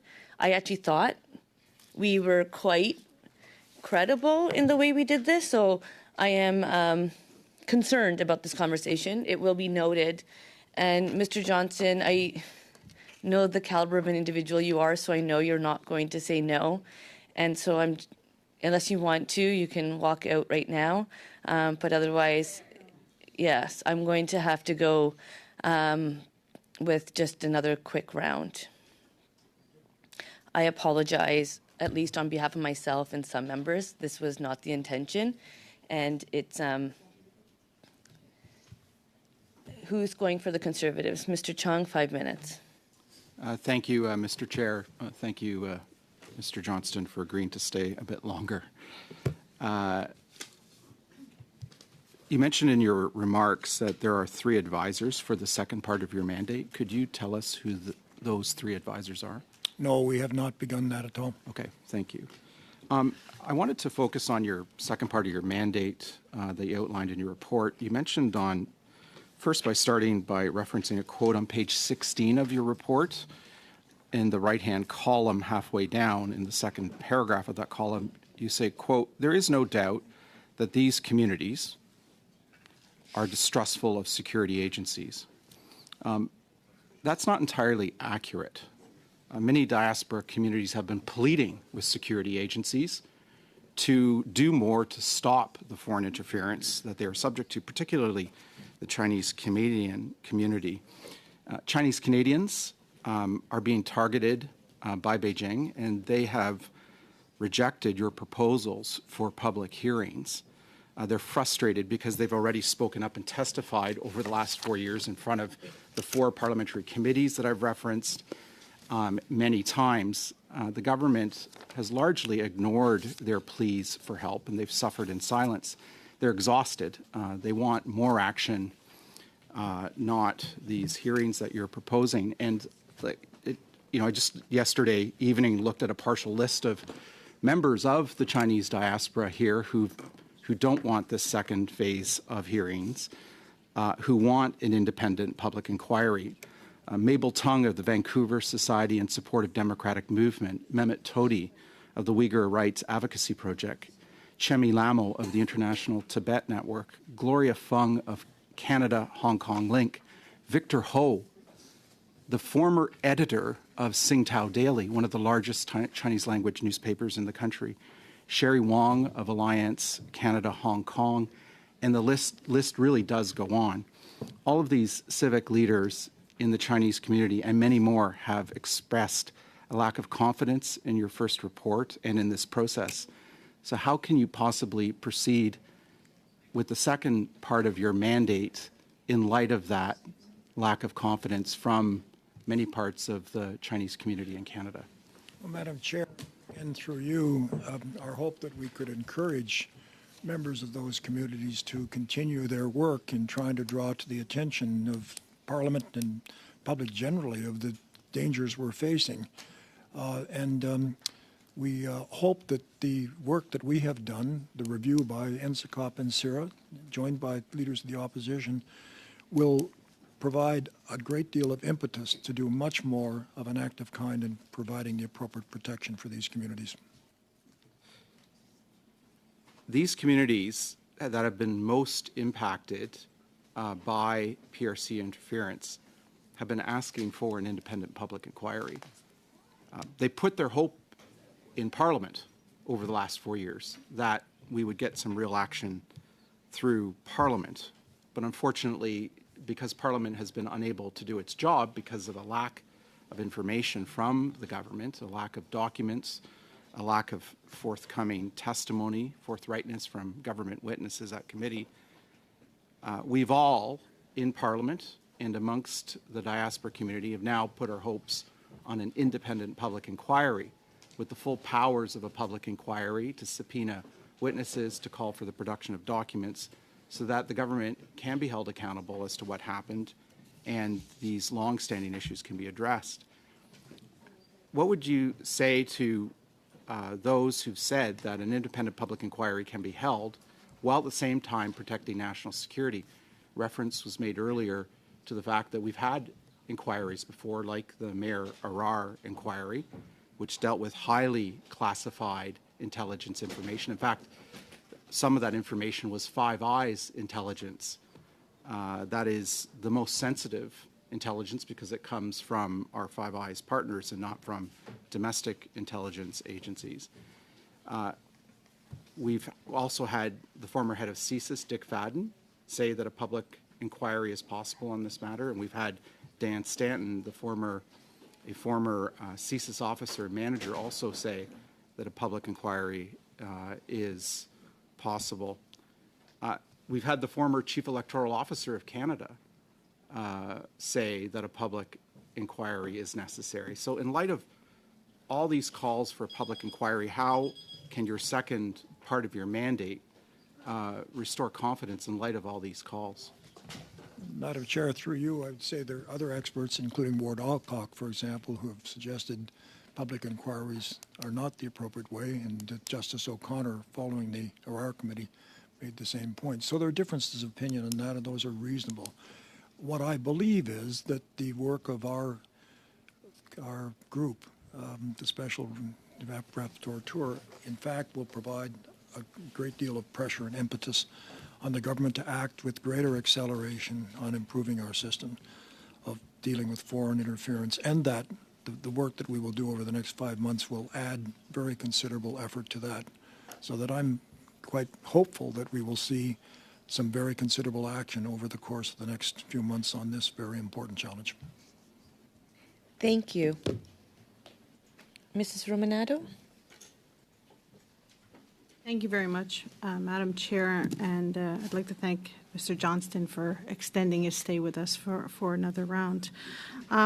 Just following up on that last line of question, the difference between a public inquiry versus the current process that is underway, I think a lot of folks are forgetting the fact that a public inquiry is actually named in order by an order in council, which is cabinet. Therefore, the same argument that it would not be independent could be said for a public inquiry, because at the end of the day, it would be cabinet deciding the terms of references and so on and so forth.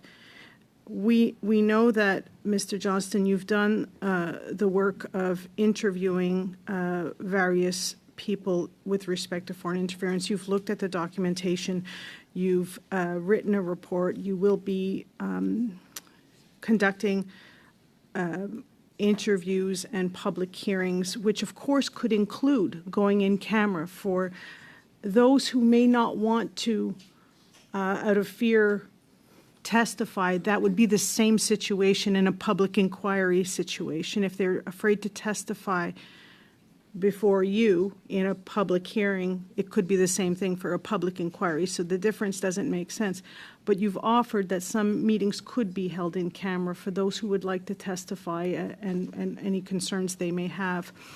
Given that the next scheduled election is October 20th, 2025, and the goal, of course, should be we want to make sure that the systems that we have in place are as strong as they can be to detect, deter, and counter any foreign interference in our next election. If we're looking at forward-facing, you've already addressed some of the issues that we've seen with respect to communications problems. What would you recommend, in addition, that this committee suggests that we do to make sure that in a forward-facing goal to protect our democracy, is there something that this committee could also be doing to assist to make sure that we are ready for the next election? Madam Chair, thank you for that question. I would encourage the committee to be very precise and very disciplined and very rigorous in accountability to improve our systems with respect to foreign interference. Yes, we have seen some progress and some changes. There is a clear outline of changes that are in process. In fact, in our next report, what we would like to do is to identify the initiatives that are currently under study, like the Foreign Review Registry, for example, but many others like that, and to see if there can't be timetables for dealing with these reforms, amendments to the CSIS Act and so on, and so that there's a very disciplined procedure to say, long before the next election of 2015, we can look at our Five Eyes colleagues and look to Canadians and saying, we are really working hard on dealing with foreign interference, and we're making real progress on it to restore confidence in Canadians that they can trust our governments to protect them. So in that regard, your suggestion would be, and would you also suggest that NSICOP and CIRA also provide sort of a list of deliverables with respect to timelines to make sure that we're ready and that we check in perhaps, 6 months from now, a year from now, where people are at with respect to those recommendations? Chair, I think that's a wonderful suggestion and should be done. And what's important about that for me is we have these overview committees with expertise, with the opportunity to go into deeply classified information, and to make those bodies as strong as we possibly can in their current existence and with amendments to how they are set up and so on, and ensure that they have the task of working with you and other committees of the House to be sure that we are truly making progress on this in an important way. And last, you touched a little bit on the civics necessary for, and we touched about that a little bit earlier when I was asking the question. Evidence and intelligence are not the same thing. And how can we make sure that Canadians, parliamentarians, and everyone who wants to protect our democracy recognizes what does it look like? What are the tactics used by non-friendly state actors in terms of interference, and how they can be part of the solution in terms of reporting them, identifying, and this could be a Team Canada effort in terms of countering foreign interference. I think you would think this would be a joint effort from all Canadians. Madam Chair, through you, one of our recommendations with respect to the public hearings of the next 5 months would to deal exactly with that issue. Bring the best expertise we can to it, learn from others who have been able to provide more light, and then helping to acquaint the public on this distinction and how we can manage it with more light on the subject. Thank you. Monsieur Terrien? Merci. Mr. Terrien, thank you, Madam Chair. In the report from Mr. Johnston, he refers to problems of communication of information that comes from CSIS and goes up to the Prime Minister and ministers. In his report, he states that what we've heard in the media is more or less true. That's what he said. And in his report, he also says that the ministers and Prime Minister have not been informed. They were in ignorance. They didn't have the information. I'm not criticising that. But he mentions in the trajectory of information that CSIS has its responsibilities and public officials have their responsibilities. But when I read about Mr. Stanton, Mr. Wyszynski, and Ms. Thomas and Ms. Warwick, they say that there is a problem in terms of the cabinets, the chiefs of staff. Could you comment on that?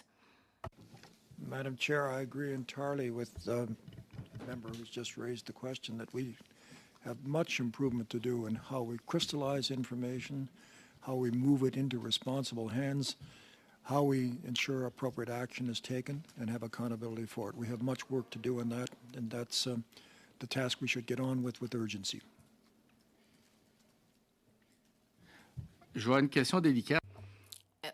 This is a sensitive question. There are times when perhaps there are some things it's better not to know about. When it comes to the political chiefs of staff, are they reacting to that possibility that perhaps certain ministers or Prime Minister may say, look, it's better for me not to know this information? Does that sort of thing happen? Madam Chair, I don't think I have much comment to make on what kind of messages are given that kind, but we expect from our public servants in this country that they will be nonpartisan, that they will be professional, and that they will provide clear information and recommendations to their ministers. And in our systems of ministerial accountability, we should expect that they would act appropriately. And when they do not, then we should hold them accountable.